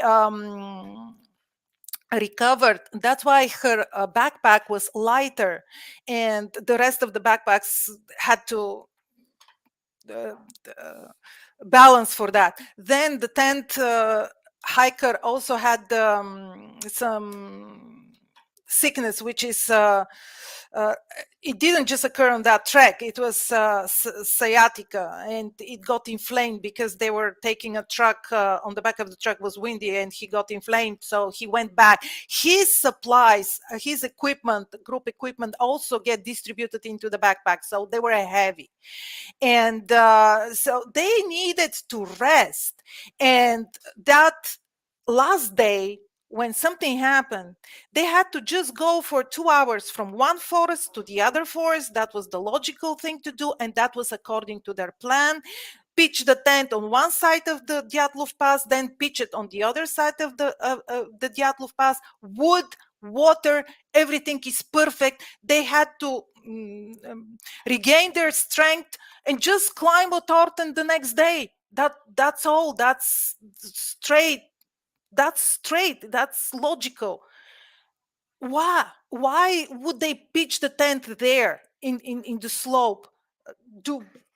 Risk another thing. I talked to mountaineers and rescuers from from 59. It's actually, if you do that, if you make a risk camp site somewhere just on a whim, you're going to be disqualified because you are taking unnecessary risk, and because this is not what mountaineering is teaching you. So they had rules, and the fact that they had this older guy who wanted it easy and straightforward and go back, and later on we know that he had just a baby and his wife left the baby on the threshold. It wasn't a wife, it was a common law, the woman, she had other kids, and at that time, because so many men died in the war, it was okay to have as many kids as you can, even if you are not married to into a marriage. So she left. They had confrontation, something, and she left the baby at his threshold. So her mother was taking care of the baby, and he was in the middle of all this mess when he went on the trek, and he wanted to go back to straighten it up. And so he won't allow taking something that is going to disqualify him and make his trek so much harder, which no one from the rest of the group wanted to make it hard on them. And so to me, and that's one reason that I don't believe Dyatlov would do that, decide to put the tent there. And the second one is that the state in which that tent was found, it wouldn't survive for a month. When we went with Discovery Channel, we had the last modern technology camp tents and everything for the film crew, right? And we were sheltered by the rock, behind the rock. The whole campsite was behind the rock. We had normal weather, nothing special. And the day we left the Dyatlov Pass, everything was destroyed by the wind. And this is sheltered, we were sheltered by the rock. Now, why would Dyatlov decide to pitch a tent 500 meters away from that rock wall? First of all, why on the ridge? Second, why didn't he take a shelter and just make it in this crooked slope there? That's so uncomfortable. And even if he did that tent would just be blown away. That's what happens with tents on that place. When here is something behind the scenes. when I reached the camp with the expedition unknown, the first thing a woman asks is, where is the toilet, right? So I asked, where is the toilet? They told me, well, it's behind, we have a special tent behind the rock. You go around and you see it. The weather is normal, meaning I can see the end of my hand. It's a whiteout, but I can see my hand. So I go in search for the toilet. And I see a silhouette like that, which is like violently shaking like that, like if you're sick or something, violent like that. And I start shouting, hello, do you need help? Should I call someone? Hello, what's going on? And that silhouette just flew away. I was like, okay, Weird. what? That was the tent. I thought it's a human being. So I was just turning around because everything is weird. I didn't know what the tents look like and what does blown away. And in my head, I have this hurricane theory, which was the first special report of the party in '59. And for a split second, I was like, okay, so it was a hurricane. I'm next. I won't even have the time to share that revelation that it was a hurricane. So what I mean, it's bad weather. The normal weather is very bad weather. And down in the forest, everyone says, you're between trees, you're sheltered, it's all quiet down, you have the protection. That is what it is about camping in the taiga. At least you have trees, trees. And you always take advantage of this. And trees can shelter you and they can also kill you. So yes, it's a very freak accident. But then again, if it wasn't a freak accident, why are we still talking 65 years after the fact? We're still arguing about basic facts on this case files. And we go to extremes like, oh, these people were not these people. They exhumed the older guy, Zolotaryov. He was exhumed from his grave to see if that was him. Well, they found a loophole because, Komsomolskaya Pravda and the journalist that's dedicated to 10 years of her life only investigating the Dyatlov. She's very stubborn. So she found a bureaucratic loophole that in the registry of the cemetery, there is no such a person registered to be buried there. So she used that, made the family file to exhume the body. And what did we do? It's a circus. It's a charade because the body was there. All the traumas were exactly as they were described in the autopsy report from the '59. And then we take DNA and they send it to a laboratory, and Russian TV in the real time announces that it's not him. And everyone's like, what? And still to this day, it says in Wikipedia, I don't know where, that it's not him. So this started like a fire, like, okay, so who is he? What's that?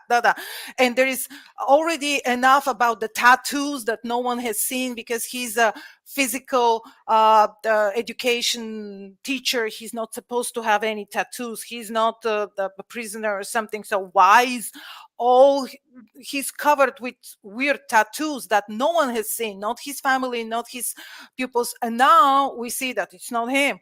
Well, what they had to say is that the sample was not conclusive. The test was not conclusive, not that it's not him. So they just phrased it in a way that it created a sensation. And then there was a second DNA test, and it's him, but they cannot exclude his brother. That didn't die down any of the scandals, because now they said they replaced it with his brother. So the journalist from Komsomolskaya Pravda, Natalia Versegova, she goes and starts looking for his brother, who was a spy. He was executed like a public enemy. So she finds his that certificate. Well, he was shot because while his village was occupied by the Germans, he worked for the Germans, because you have to feed your family. Well, I mean, not everyone that was working for the Germans was a Nazi, and but he got executed. So now we get the theory that, see, nothing deters the conspiracy theories. So they said that he was made believe that he's dead, but he was replaced with his brother to do what exactly? I mean, you have your pick. That he was kamikaze. He was testing some very special weapons that actually misfired and punched emergency balloon filled with poisonous gas, what was launched from I don't know where. So it was really an accident that they didn't think it through, and they were exposed to that gas, and that the search was delayed with exactly the half time of this poison to not be detected into the bodies of the Dyatlov group hikers. I mean, how did they see all of the theories? They don't explain the high velocity traumas. When you ask them, okay, so and okay, so they went mad, blind, suffocated, and died.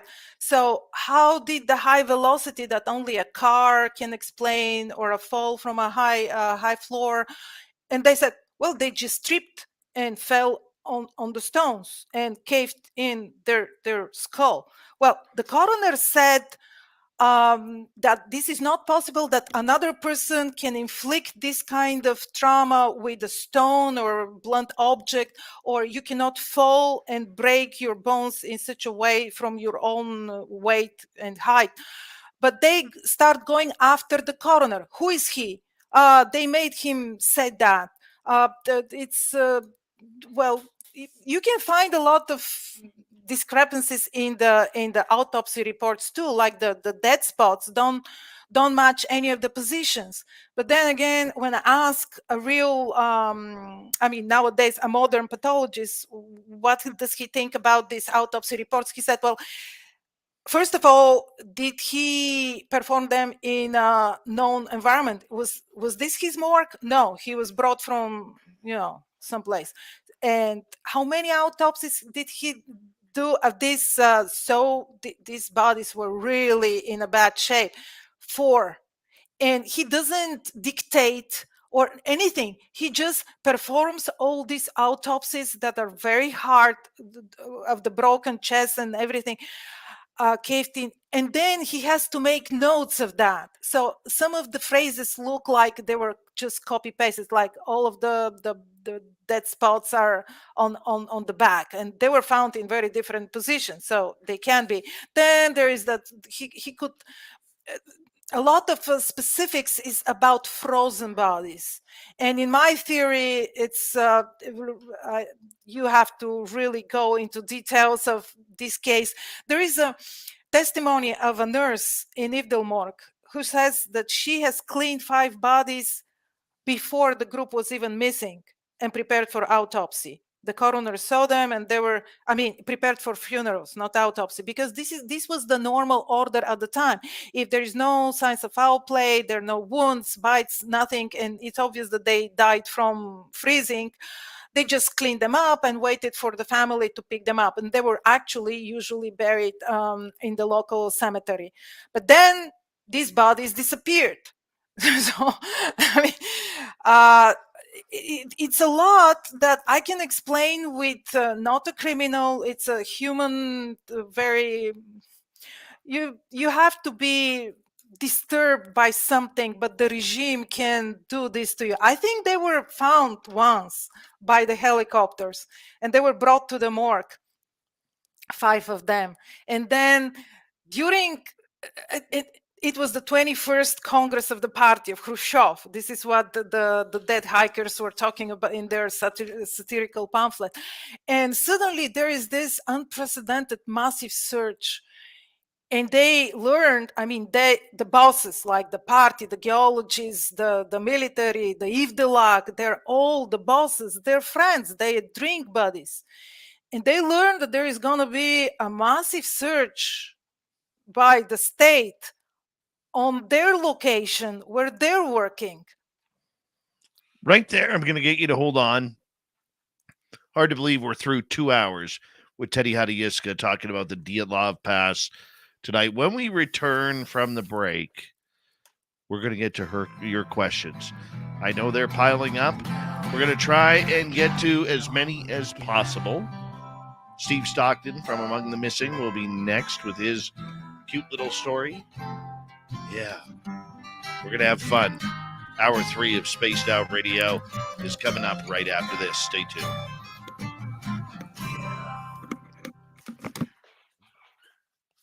Six minutes, Teddy.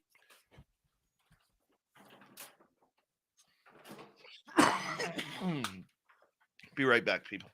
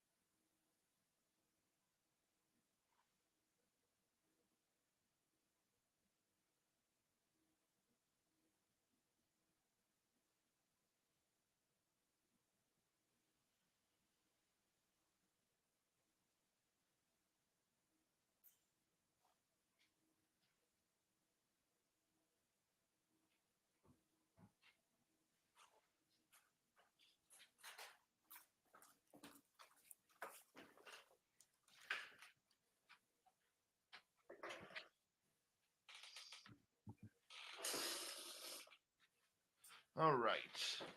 I am back. Danny Staten, how are you? All right. What else do we have here?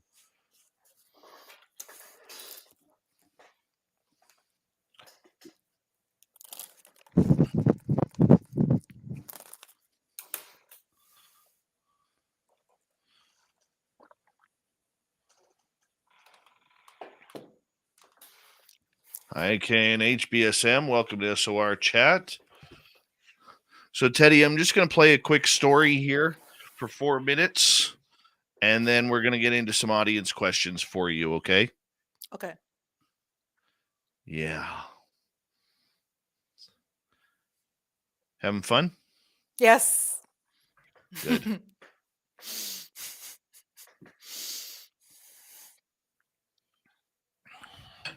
By the sunlight coming in your window, it looks like it's going to be a nice day there. Oh, yeah. Yeah, it is these days. Nice. Yes. I'm going to Nice. run in the park. I wish there were bears there, which is going to motivate me to run faster or not run at all. I'm just going to, I'm so slow, I'm just going to turn around and fight it. That's the right thing to do. You Yeah. don't outrun a bear. No, very true. I want to say thank you to Deb, Human Carl, Lord William, David, and Big Dog for the great super chats tonight. Thank you. Join the Space Travelers Club, will ya, at Patreon, and the link is below in the description. And here we go with hour 3. Hey, Justin, how are you?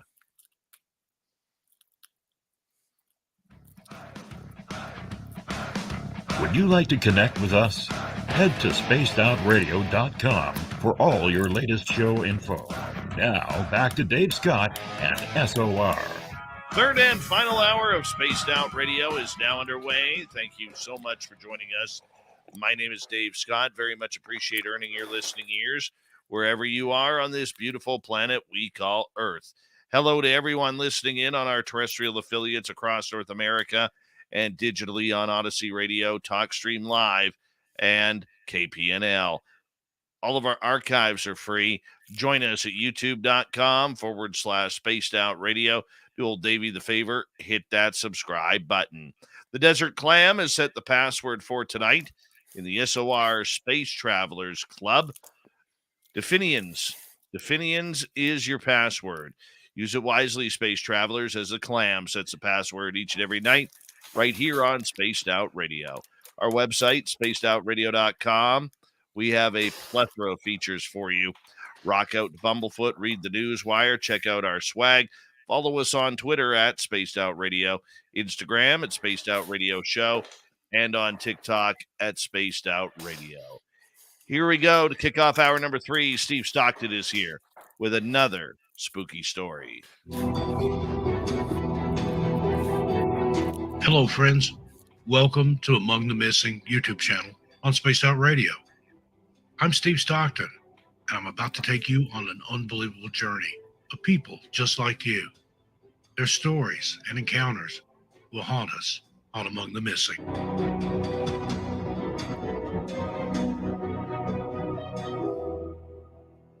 And now we have the case of Lance Herring.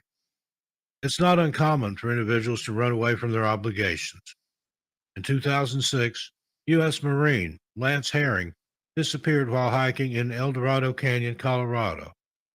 Lance had recently returned from Iraq and was expected to attend training at Camp Pendleton for potential redeployment the following month. Unfortunately, Lance never showed up and went into hiding. His friend, Steve Powers, assisted him in faking his disappearance. The search for Lance consumed numerous hours and cost thousands of dollars. Steve Powers initially claimed to have received assistance after Lance suffered a head injury from a fall. However, when law enforcement officials accompanied Powers to the scene, Lance was nowhere to be found. Powers eventually confessed to fabricating the disappearance, but not before an extensive search was conducted for the missing Marine. Lance was ultimately located in Washington State in 2008 and was charged with unauthorized absence. Lance confessed to authorities that he had orchestrated his own disappearance to evade being sent back to Iraq. Due to desertion, Lance was held in the Camp Pendleton Brig for 33 days. In 2009, he agreed to a plea bargain offered by Boulder County that required him to complete 18 months of probation and continue receiving medical care for his head injuries in Iraq. And finally, we have John Darwin, the canoe man. Financial difficulties can be highly stressful for individuals and may cause some to contemplate disappearing to escape their problems. In March of 2002, John Darwin, a teacher and prison officer in England, went kayaking at Seaton Carew, but failed to attend work later that day. He was reported missing, but John was not found despite an extensive search of the 62 square miles of coastline. A double-ended paddle was discovered in the sea the following day, and his kayak wreckage was eventually located, leading authorities to presume he had perished. On December 1st, 2007, 5.5 years after being believed to have drowned in a canoeing accident, John surprised London's West End Central Police Station by walking in and announcing that he thought he was a missing person. However, his deceit was uncovered when pictures of him posing for a photo in Panama were discovered online. Before John's reappearance, a police investigation had already been initiated after a colleague of his wife, Anne, raised suspicions about her claim on her husband's life insurance policy and subsequent move to Panama. Why did John fake his death? The couple were allegedly in a financial bind.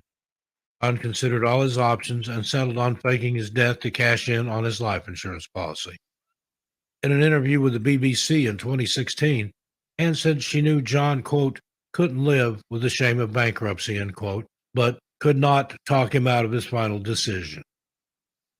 As darkness fell on March 22nd, John pushed his red kayak back toward the shipping lanes and fled to the Cumbrian coast. Meanwhile, Anne helped set his plan in motion. John found inspiration in the book, The Day of the Jackal, and searched through the library's death records to find a new identity for himself.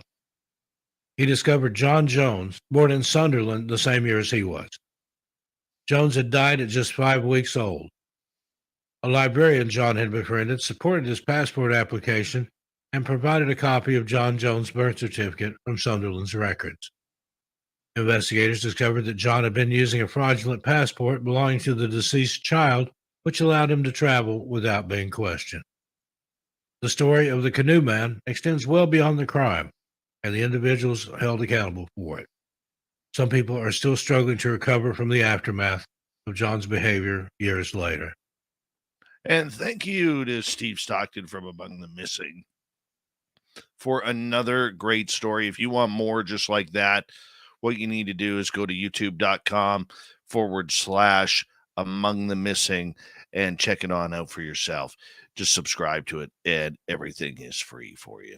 We are going to continue on with our talk about the Dyatlov Pass. Teddy Hadjiyska, we have her till the bottom of the hour here. And Teddy, we're going to get to some audience questions here, if you don't mind. Let's start off with Nav Spotter. I have to ask, do you think it was a polar bear that ripped through the tent from the inside, eating the skull of the head and ripping the leg off or part of the clothing? What's your thoughts, Teddy? There were no polar bears there. Well, you mean a bear? A bear in general, let's just say. Well, there were no marks of any animal on the bodies, and also the experts said that the cuts were made with a knife from the inside, and a bear would do it differently. And also, if anyone escaped the bear, why would they walk down the slope in such a manner? It just didn't look like a bear attack. And also, at that time of the year, to be a bear, it has to be a bear shatoon, which is a bear that has been woken from the hibernation. They hibernate at this time of the year, and they're really scary. These bears can really, because they're zombies, they're very fatigued. This is why they can't hibernate, because they don't have enough fat and strength. It's very, very dangerous to get across a bear like that. That's why it's different. In summer, you make noise to announce to the bear that you're approaching. In winter, you are trying not to wake them up. but it didn't look like a bear attack. And they were just would scatter. They're 9 people, so she's gonna eat 1, 2, 3. I mean, she can't kill them all. And also the skull of the head, eating the skull. Who said the skull was eaten? I mean, the skull was caved in, not eaten. I mean, like from a blow. And there were no marks on the bodies whatsoever, no bruises, no cuts, no wounds. That's why it makes it high velocity trauma, because you are with a pink skin, and I experienced myself firsthand. Everything is intact on the outside, and you're a bone soup inside. That's why it's called high velocity trauma, because it hits you and you're all broken and dead, but outside you don't have any signs of any wounds, and an animal attack would leave a lot of wounds. All right, let's move on to another question here. This one from Brown Dwarf. Teddy, have you found any correlations between the Dyatlov Pass and the Korovina incident? Yeah, very familiar with the Korovina incident. Actually, Chivrai and the Korovina incident are the two that are compared with this. Korovina is the leader of this other group who suddenly start behaving very strange only because they were cold, and maybe because they were eating some plants the previous day that could cause some kind of a nausea.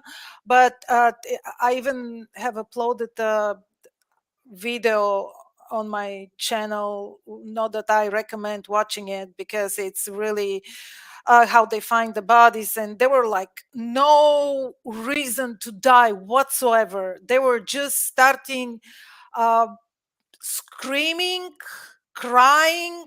One of them was hitting his head on a stone, just plain behaving crazy. And that even happened in August, like not even in winter. There wasn't snow, anything. So if a common numerator between the two cases could be going mad, you could say that that's the only parallel, but I don't find anything in the Dyatlov case that speaks of them being out of their minds, because I don't believe that they cut open their tent just because the tent wouldn't stand for a month there. So I don't believe they cut it, and that they went down naked and without shoes. So my answer is, if your theory is going crazy, then there could be some parallel. By the way, in Korovina incident, there is a survivor, a girl who went. She saw everyone dying around, and she took her sleeping bag. She went down in the forest, spent the night, went back up, saw everyone dead.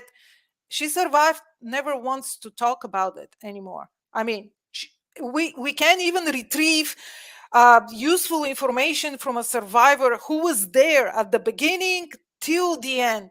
Just these people. Korovin incident is a very weird incident. Just they start dying from something. I don't know. I haven't read their autopsies, by the way. I'm not in such a details. I just know the facts that how they were found. There is information on my site. I don't believe it's the same case, because in the Dyatlov case, most of the weirdness happened after the incident. Who found them, when they were found? I believe they were found twice, that they were brought, some of them brought back to the Dyatlov Pass, and that created all of the strangeness in this case. I don't believe their death was so strange. It was just a natural incident. And what happened after that, the staging and the reason for the staging, is what makes this case so cold and such a mystery. While Korovina incident is a real mystery. I don't have any theories why they died. We know how they died. They start crying and going crazy, and the last thing that they said in some kind of a rational way is that one of the boys came to Korovina and said, "I'm cold. We're all very cold." They had tents and everything. They went cold and crazy and died.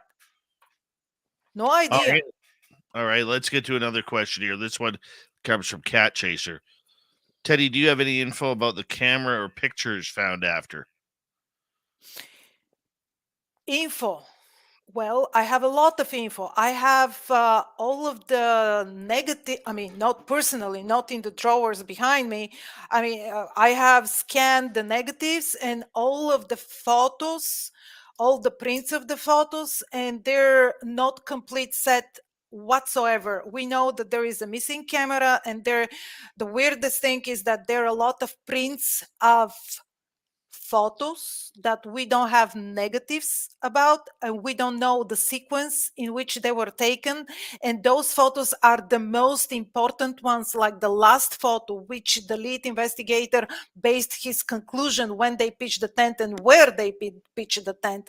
We have only a print of this photo and no negative. So if there are negatives out there, I mean, film rolls that we haven't seen, then what else is on those rolls? Because what happened is when they found the tent, there were cameras inside and also film rolls in tin canisters, the way they were these years. So the lead investigator took this, speaking of chain of evidence and crime scene, and gave them to a student who was part of the search and who was actually supposed to go on that same track.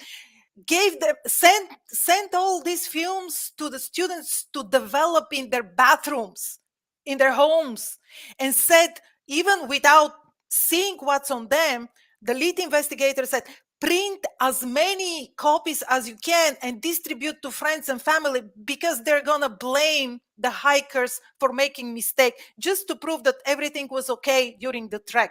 Why these words? Why this? So and we have this last photo, the evil eye, the white and with the black dot inside, which the big discussion is if this is a technical frame which you do by playing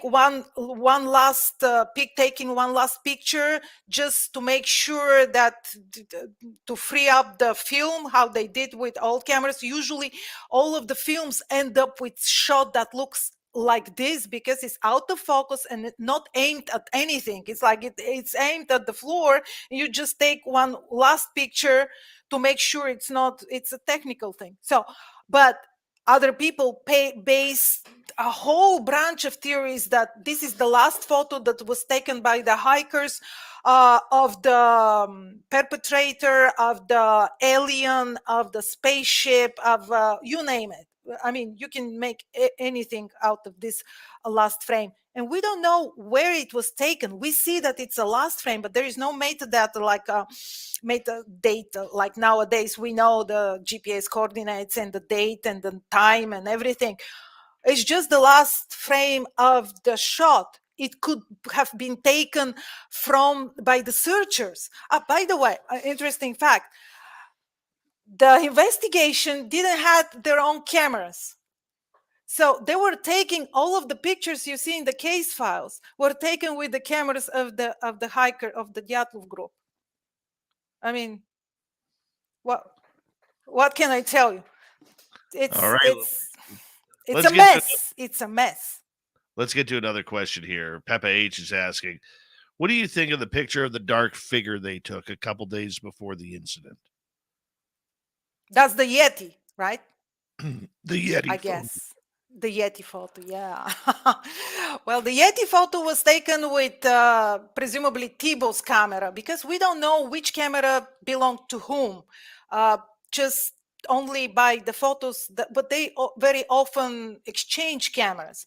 So, but he liked to play. He was the joker. So you have to look at the photos before the Yeti photo. We call it the Yeti photo. It's an out of focus silhouette of a Yeti, but you can see in the blur, you can see the track that's connecting the photographer with the Yeti, which means Yeti came from the position where the photographer is. And the previous photos on that same film, they're of that Thibault, I mean, that guy that we believe the camera belonged to, playing. He was having what do you call it, a tripod that he can put the camera on.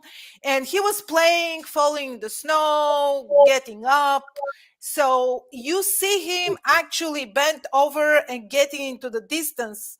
And it, to me, if someone didn't tell me, put that in my head that this is Yeti, I would just say right away that this is him going to pee in the forest, and someone took the camera and without adjusting the focus just took that photo of him who is just peeking behind the trunks of the tree. But it's not Yeti following them, because there is a track that you can see that Yeti was where the person taking the picture stands, and just distanced himself into the forest, which of course this could be the track where the Dyatlov group was coming from, and Yeti was following them. So when they turn around, they make a picture of the Yeti. But why there is no mentioning? Well, by the way, there is a mentioning of Yeti of the satirical pamphlet, that same one that says we're going to increase the birth rate among the hikers. It says we're now in the land where Yeti lives. But it's not like they made it on the Discovery movie Yeti the Russian Killer Lives. They said that in a scramble note inside the tent it says help us, there is Yeti behind us. We're nothing like that. All right, So let's I don't believe this is Yeti. Yeah, I Okay. believe this is Tibo. All right, let's get another question in. Let's go to Sovereign. There was a movie made about the Dyatlov Pass, and it showed the hikers were getting close to an underground monster base, and it also showed that base being built there because there's a wormhole there. Looked a lot of Hollywood to me. What's your thoughts? Well, my thoughts are, I love the movie that actually put me into the Dyatlov case topic, because this is the Devil's Pass, and I saw the movie, and just before I deleted it from my memory, I saw based on real events. I was like, what? There's zombies, Nazi bunkers, teleportation. I mean, you name it. It's a horror flick, right? Based on Yes. real events. So this is how I started reading about Dyatlov. And a lot of the movies that you see, it doesn't matter how deep into the wormhole they go, in the rabbit hole or whatever, with special effects and ideas. If they're talking about the Dyatlov group, and that just fires up the interest to the case, because we're trying to warm up the case. Anything that brings attention to the case is good, because like me, my contribution here is that I'm looking for real evidence. Did you know that in Siberia the trees preserved for thousands of years, and all the metal objects that were used in 59, they were so thick that they're still there in the ground? We just dug up a mountain of metal objects. And everywhere where they were camping, no matter who, the geologists, the searchers, the Dyatlov group, the hikers, they left a pile of tin cans. So now I know all the standards, and I can read which year this tin can was produced. And I know the expiration date and everything. So we can tell who was camping there.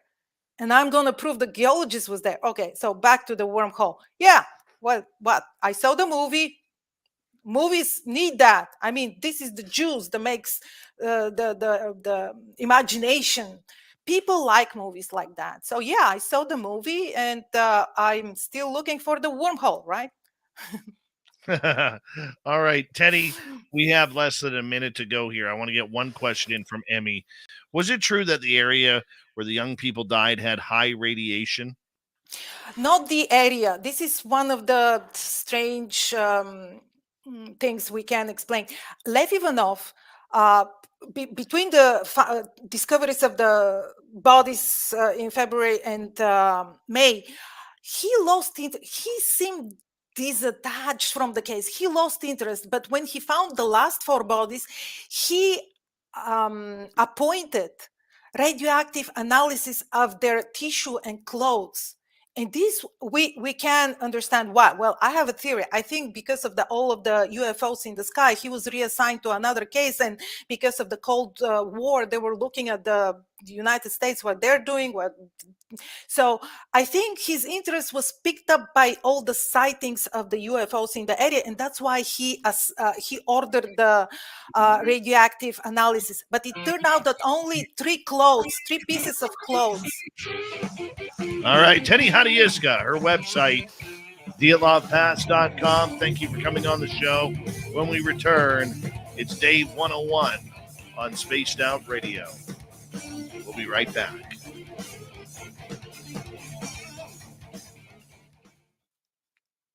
Great job, Teddy. Great Thank job. you. Thank you. I'll let you go for your run now. Really? Are we Really? done? We're done. Okay. Well, Dave, anytime when you think of me, I'm available, okay? I love you, my dear. Thank you so much. Okay. I love you too. Okay. Take care. Bye-bye. Take care. Thank you. Bye-bye. Teddy Hadjiyska, everybody. How awesome is she? She is amazing. Her knowledge, she's like an encyclopedia on the Dyatlov Pass. Love her to death, and that's why we bring her on for you. All right. That was good. That was good. That was fun. Terrible times. How are you? Good to see you. Dogman UK, good morning to you. Fart hard, sovereign farts.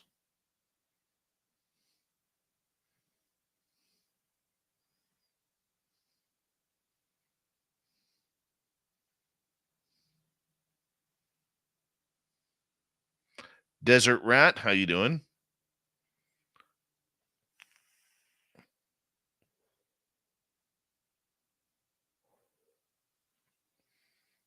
I'm glad you guys enjoyed her. She's amazing. She really is.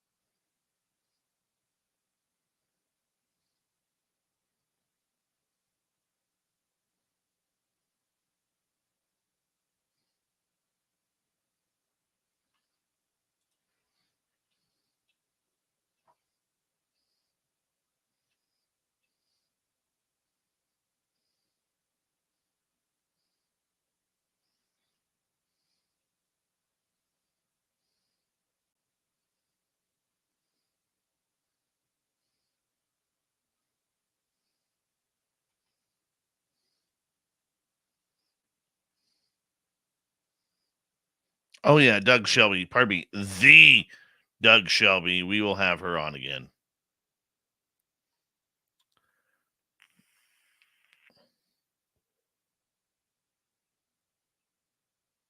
Jen Basin, welcome to SOR Chat.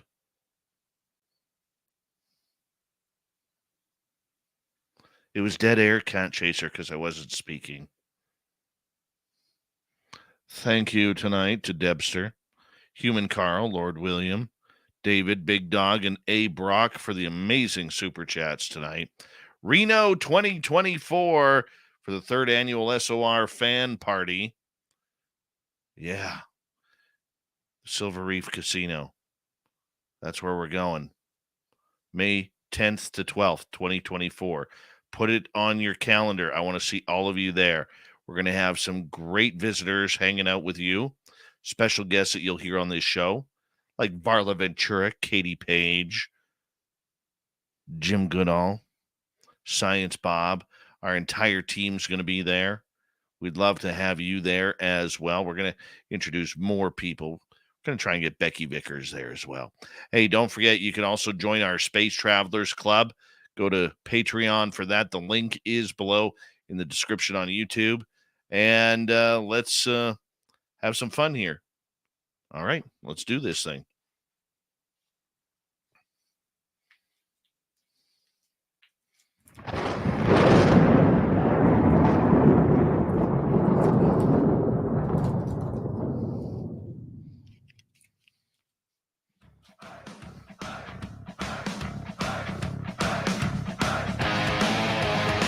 We've rounded third. We're heading for home tonight on Spaced Out Radio. Thank you so much for joining us. My name is Dave Scott. Very much appreciate earning your listening ears. Reminder to all of you that if you've missed most of this show or others, check out our free archives by going to youtube.com/Spaced Out Radio. Do old Davey the favor, hit that subscribe button. You can check out all of our podcasts as well on every major network from Spotify to iTunes, iHeartRadio, Google Play, and everything in between. Our website, spacedoutradio.com. We have a plethora of features for you. Rock out to Bumblefoot, read the news wire, check out our swag as well. Follow us on Twitter at Spaced Out Radio, Instagram at Spaced Out Radio Show, and on TikTok at Spaced Out Radio. It is that time of the week where I give you my thoughts.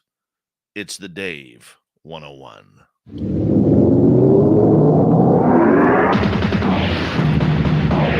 time for Dave 101.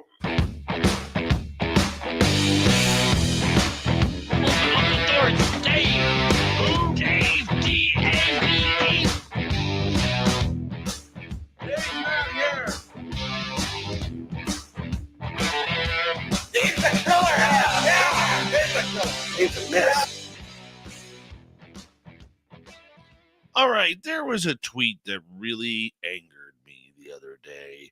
And for once, it did not have anything to do with UFOs, even though I could easily explode on that topic once again this week. No, it came from paranormal investigator Dakota Layden. And this is a gentleman who was on Destination Fear. Okay. And this guy who is a very good, very popular paranormal investigator, feels that he got screwed by the networks and Zach Bagans for his show, feeling their show was gaining too much popularity too quick, and that is the reason why it got canceled. So, look, this is a competitive business. This is something where we all kind of look out and we're all trying for a big break. I'm trying for it. Many others are trying for it. Sometimes it happens. Sometimes it doesn't. So after Destination Fear got canceled in the U.S., they have now set up a YouTube channel called Project Fear that you can go check out, watch their episodes. And they're very well done, very well accomplished. But there was something that kind of bugged me about this one tweet that he put out. And I responded to it. Normally, I don't respond to this kind of stuff, but this one actually needed to be responded to. It was about saying that all paranormal shows should be canceled. That all they ever do is bring up the same things. He believes that the investigations are rigged on these shows to make them look more haunted than what they are. And it is what it is. That has been the big rumor going on for years, whether it's Ghost Adventures, Ghost Hunters International, or any show in between. But why do they have to be canceled? That's a very arrogant comment.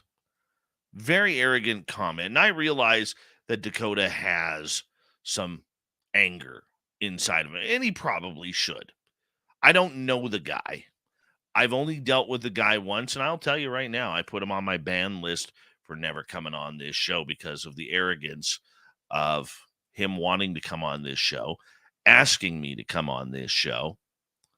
I finally book him. He gets picked up by the television network, and all of a sudden he can only come on for 10 minutes. I said, no, we're doing a 2-hour show. Then it's 20 minutes. And then, well, no more than half hour because he's got a red eye to catch. I said to his agent, no, he doesn't. I said, this is TV arrogance coming out now. But this isn't about Dakota. It's about the tweet. Just because you don't get your way, and this is to all paranormal, cryptid, or UFO people on TV. Just because you don't get your own way doesn't mean that you got to try and ruin it for everybody. I know a lot of people in paranormal television, and there's some very, very good people who are doing it. All right? I know good people who are working the cryptid scene, and I know good people who are working the UFO scene. But tantrums like this are what embarrasses our entire field. The UFO world is turning upside down, and it will not stop rotating because of drama. The paranormal world has all had drama where all they're doing is playing with ghosts. And ghost hunters out there, you may not like what I have to say, but I'm going to tell you. You're not solving anything scientific. Stop using the word science. Eliminate it from your vocabulary. Take it off your website. You're not doing anything. You may have scientific questions, but you sure as hell are not doing anything to get scientific answers. So just stop. Cryptid people are pretty much the same way. As I stated recently to our audience, I got asked to speak at a Bigfoot conference next year. But I'm not allowed to speak anything woo. Anything overboard that may make people think that the creature may not be flesh and blood. Why am I angry about this? Because my experiences say it could be something different. Now, I'm not saying that Bigfoot isn't flesh and blood, but I'm open to the idea that it could be something a little bit more different, maybe even supernatural. But there are people out there who claim they're conducting science once again, and they are excluding evidence because they don't want UFOs or paranormal activity or stories of disappearing Bigfoot, vanishing Bigfoot to taint their research. Well, let me tell you something about this. That's not scientific. I know, out of anybody I know, probably the least about science. That's why I went into journalism, so I didn't have to do science anymore. But the funny part about it is, on this spaced out radio journey, I have met a lot of scientists, and I've learned from a lot of scientists. Very smart people, people with doctorates and professors, and have gone on to be agents and everything in between. And this is what I've learned. True science never closes the door on anything. This is why the scientific community is having a very hard time with Neil deGrasse Tyson and his anti-UFO stance, because he's talking without reviewing the information, the evidence, the articles that have been written. No, he doesn't want to put his name on that because that's going to ruin his persona. So here it is. Science, out of all the scientists I've talked to, have taught me one thing. Science is not opinion. There is no opinion if you have a Bigfoot vanish right in front of you, or you have one of those translucent creatures that you get a photograph of that roars right beside you. And it's happened. What is happening? It's hypocritical. And if you're not willing to take a look at anything to do with the evidence, anecdotal or not, then you're not accomplishing any answers. You can't get water from a dry well unless you dig deeper and try and find another spring in the water or spring in the ground. This is what I find that is very pathetic about the entire industry of paranormal, supernatural, cryptids, is the hypocrites that are in this field. Okay? Too many people want to use opinion as science.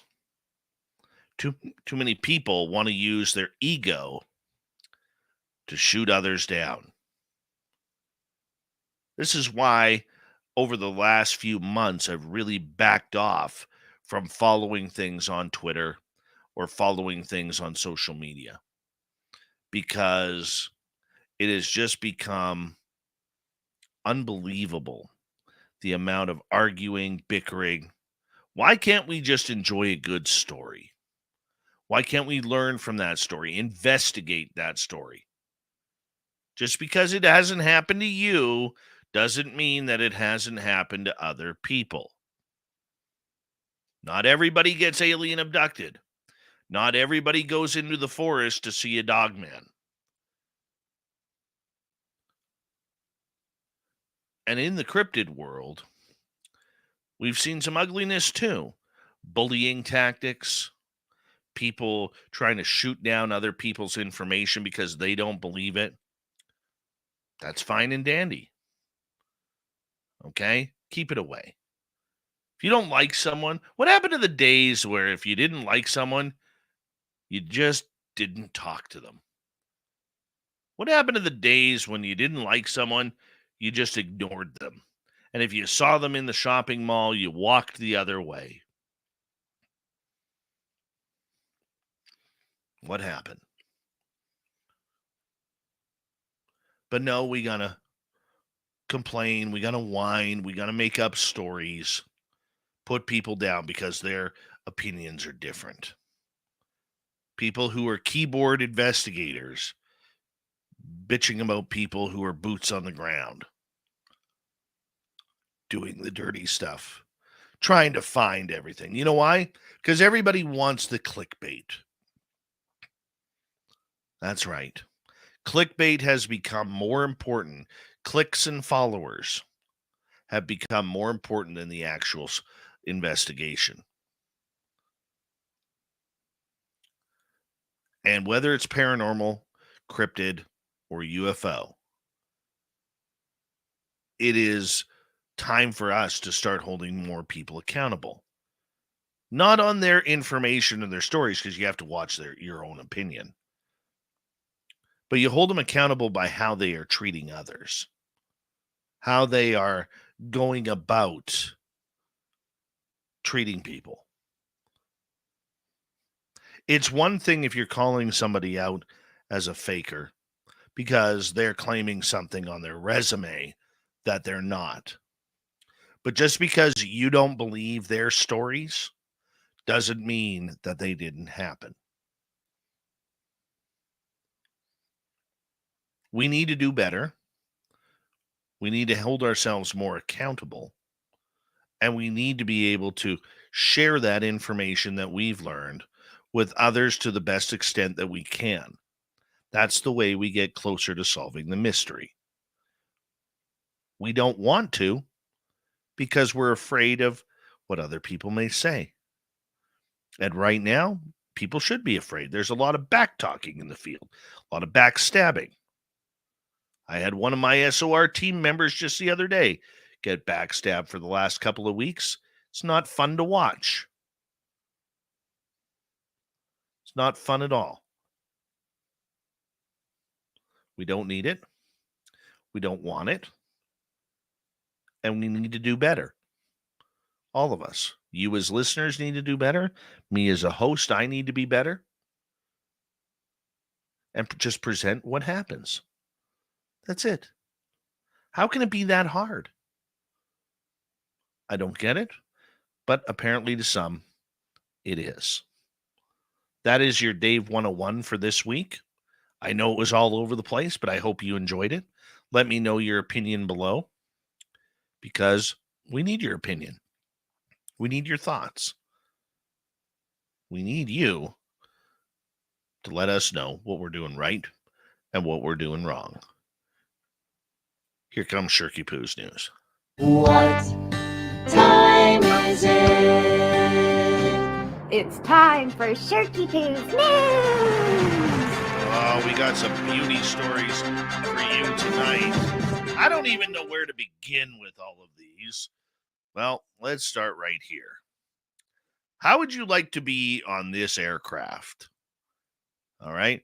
Delta flight from Atlanta to Barcelona last week had to be diverted for 90 minutes into its flight due to a biohazard on the plane. No, it wasn't chemicals or gasoline or oil or jet fuel. The pilot of the flight, DL-194, told air traffic control that the plane had to turn back after a person had diarrhea all the way through the airplane. A person known as DW on X wrote, "My partner was on that flight. It was pretty bad. It was dribbling down the aisle, smelled horrible.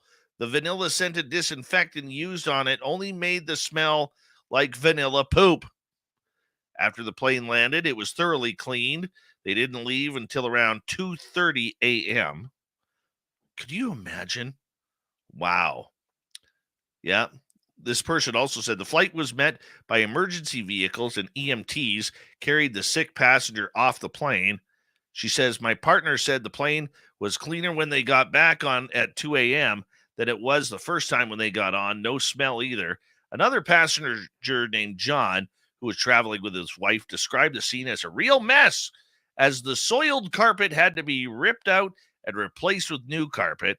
Praising the airline and airport staff, he wrote, considering the circumstances, the ground crew did a great job. Staff spent 5 hours cleaning the cabin, and the passengers were flown out, arriving in Barcelona the next afternoon. Wow. That's a pretty crappy situation, isn't it? Oh, I had to throw that pun in. Bad cop. Bad cop here. All right.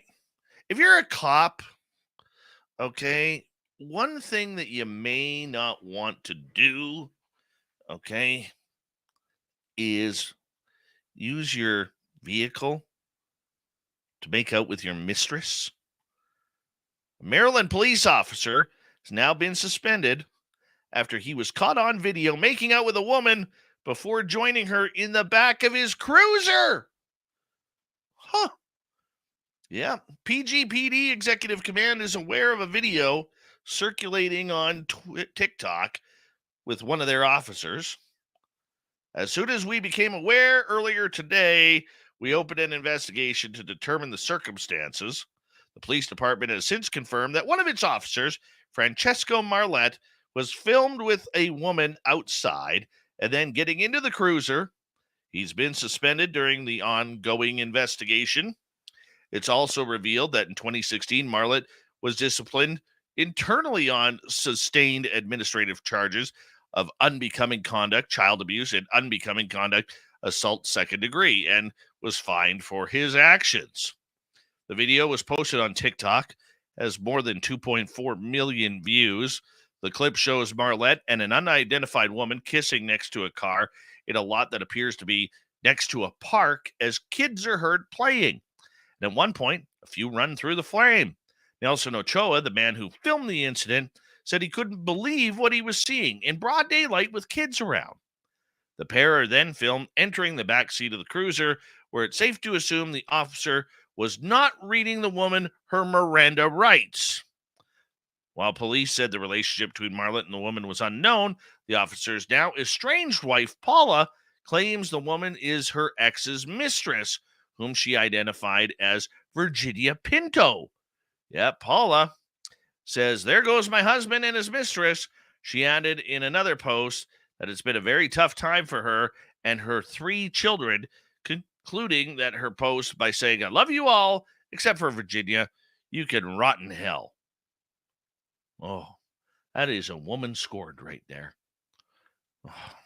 A Florida man who was attempting to cross the Atlantic Ocean in a man-made hamster wheel is facing federal charges after it took the U.S. Coast Guard 5 days to bring him to shore.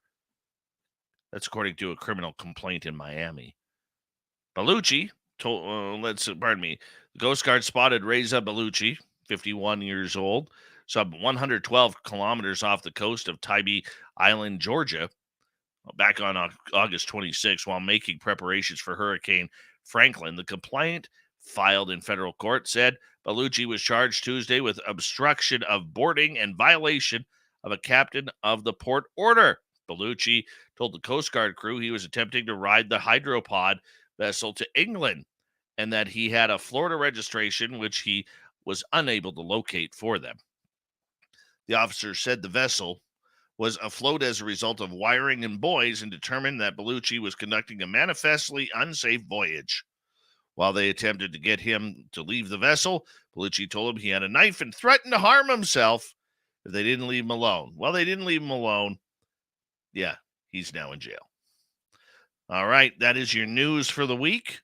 And big thank you to all of you tuning in.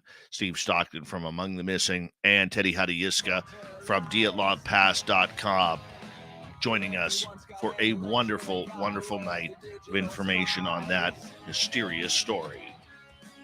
We got Mr. Ron Bumblefoot Thal rocking in the background with Little Brother is Watching.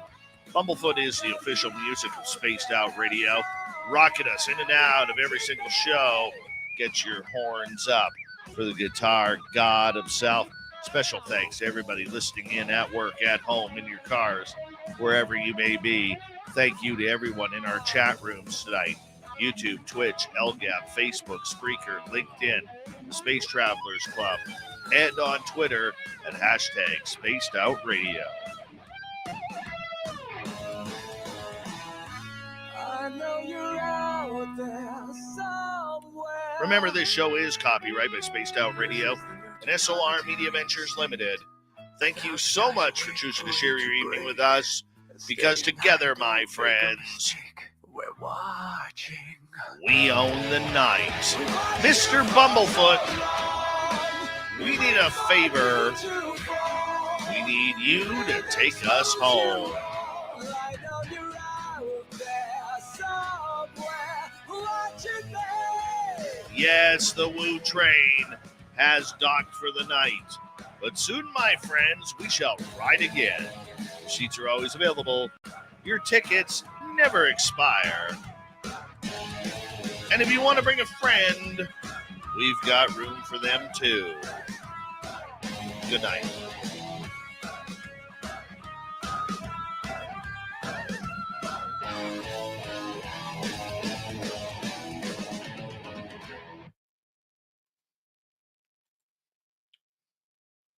There we go. Our Keith Andrews tomorrow night, people. Yep. Going to be a good night R. Keith Andrews. See how my gripe with Spreaker. Okay, they still haven't responded yet. Well, they're still looking into it. Corruption Czar Network, how are you?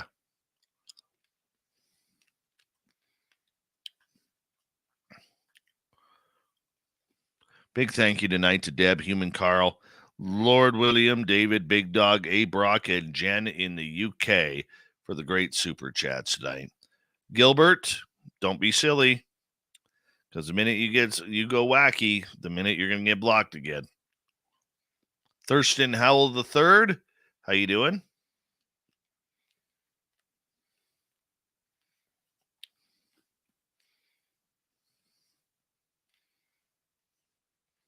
R. Keith Andrews tomorrow night.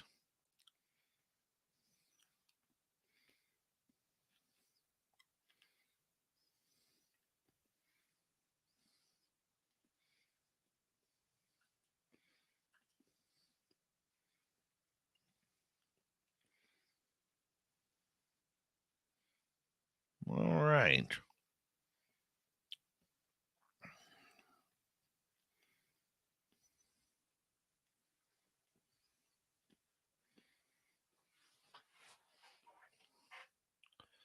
All right. Where are we? There we go. There we go.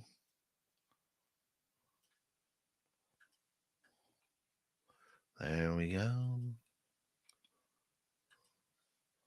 Close that. Take these off. And see if those stupid commercials are back in here.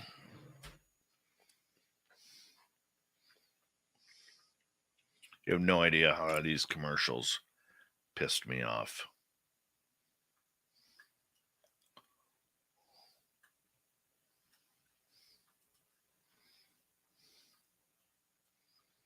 I think I can see one right now.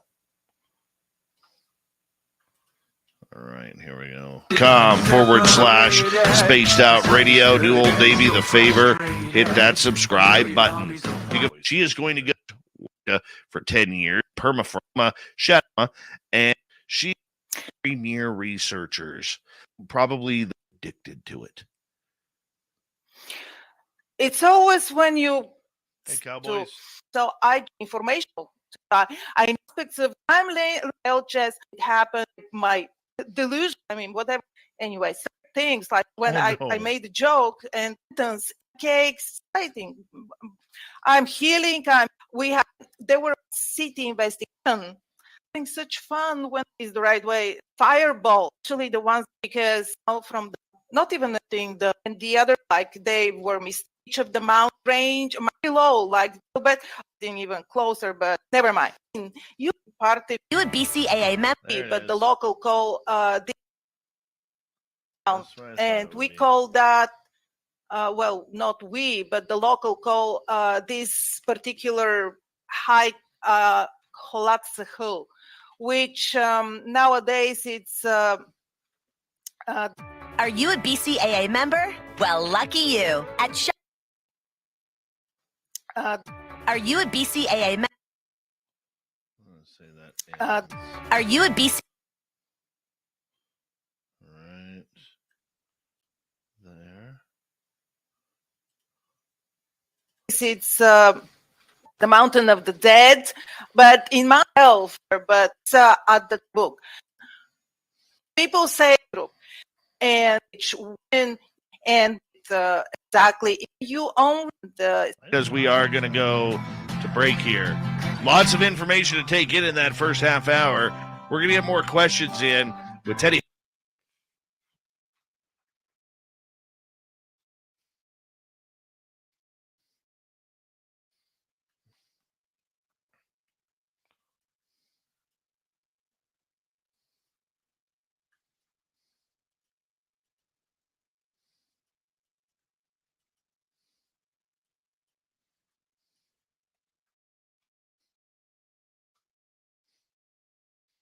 Boys, how are you?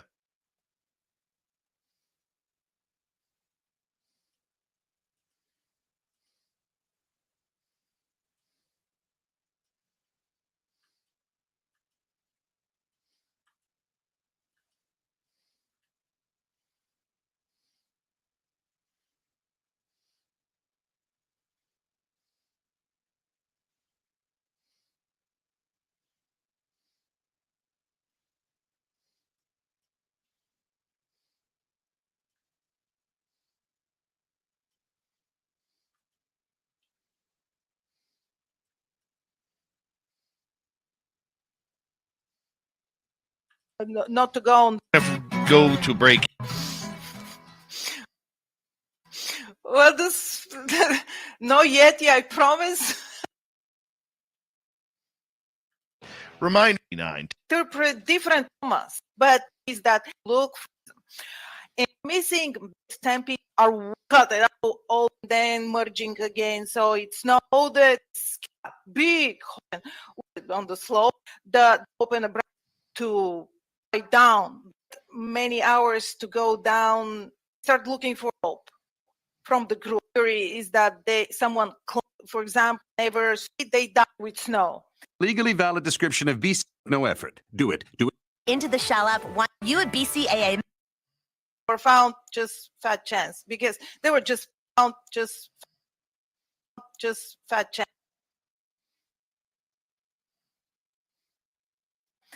Are you a BCAA member? No, I am not a BCA member. Chance because they were just the bodies under the cedar tree were just powdered for to didn't they? It's not on the they're attacking with us. Then better first, not very hiker and made each event and I follow answers that maybe friends where else good chance to give him the Let's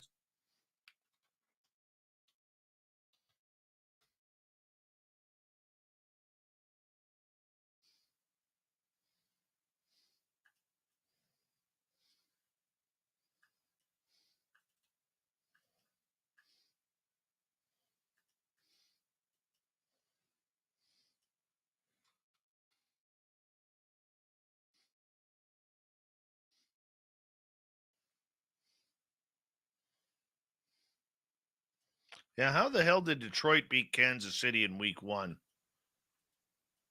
There are certain things that shouldn't happen on this planet. That is one of them.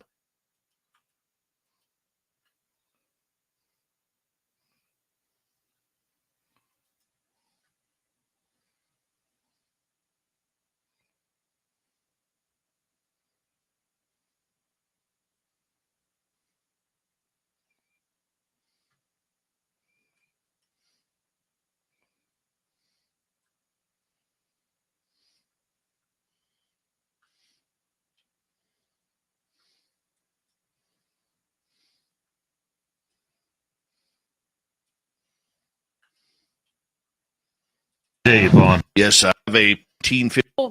the group into qualification about way and strong his body or something profound. But why the wall then that's not their letters post where it goes there searching for the bodies. It's very photos and it's not like I saw was right inside, but so this is what killed activity. No one else flashlight was there. These footprints were not of the high.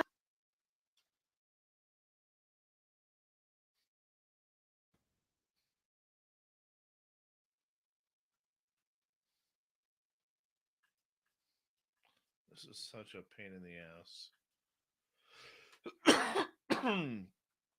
Excuse me.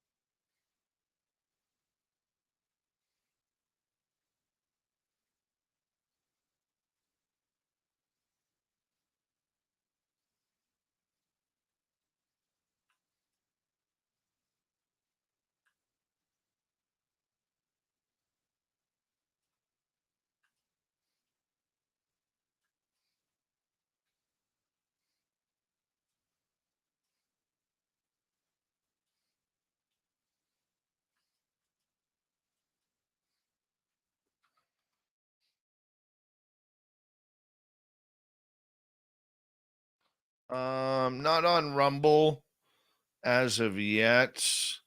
We are looking into it, of moving our archives over there to build an audience, but we are not at that point just yet, because Rumble charges you to go live, and unless you have like a certain amount of subscribers and everything. So that's why we haven't gone there yet.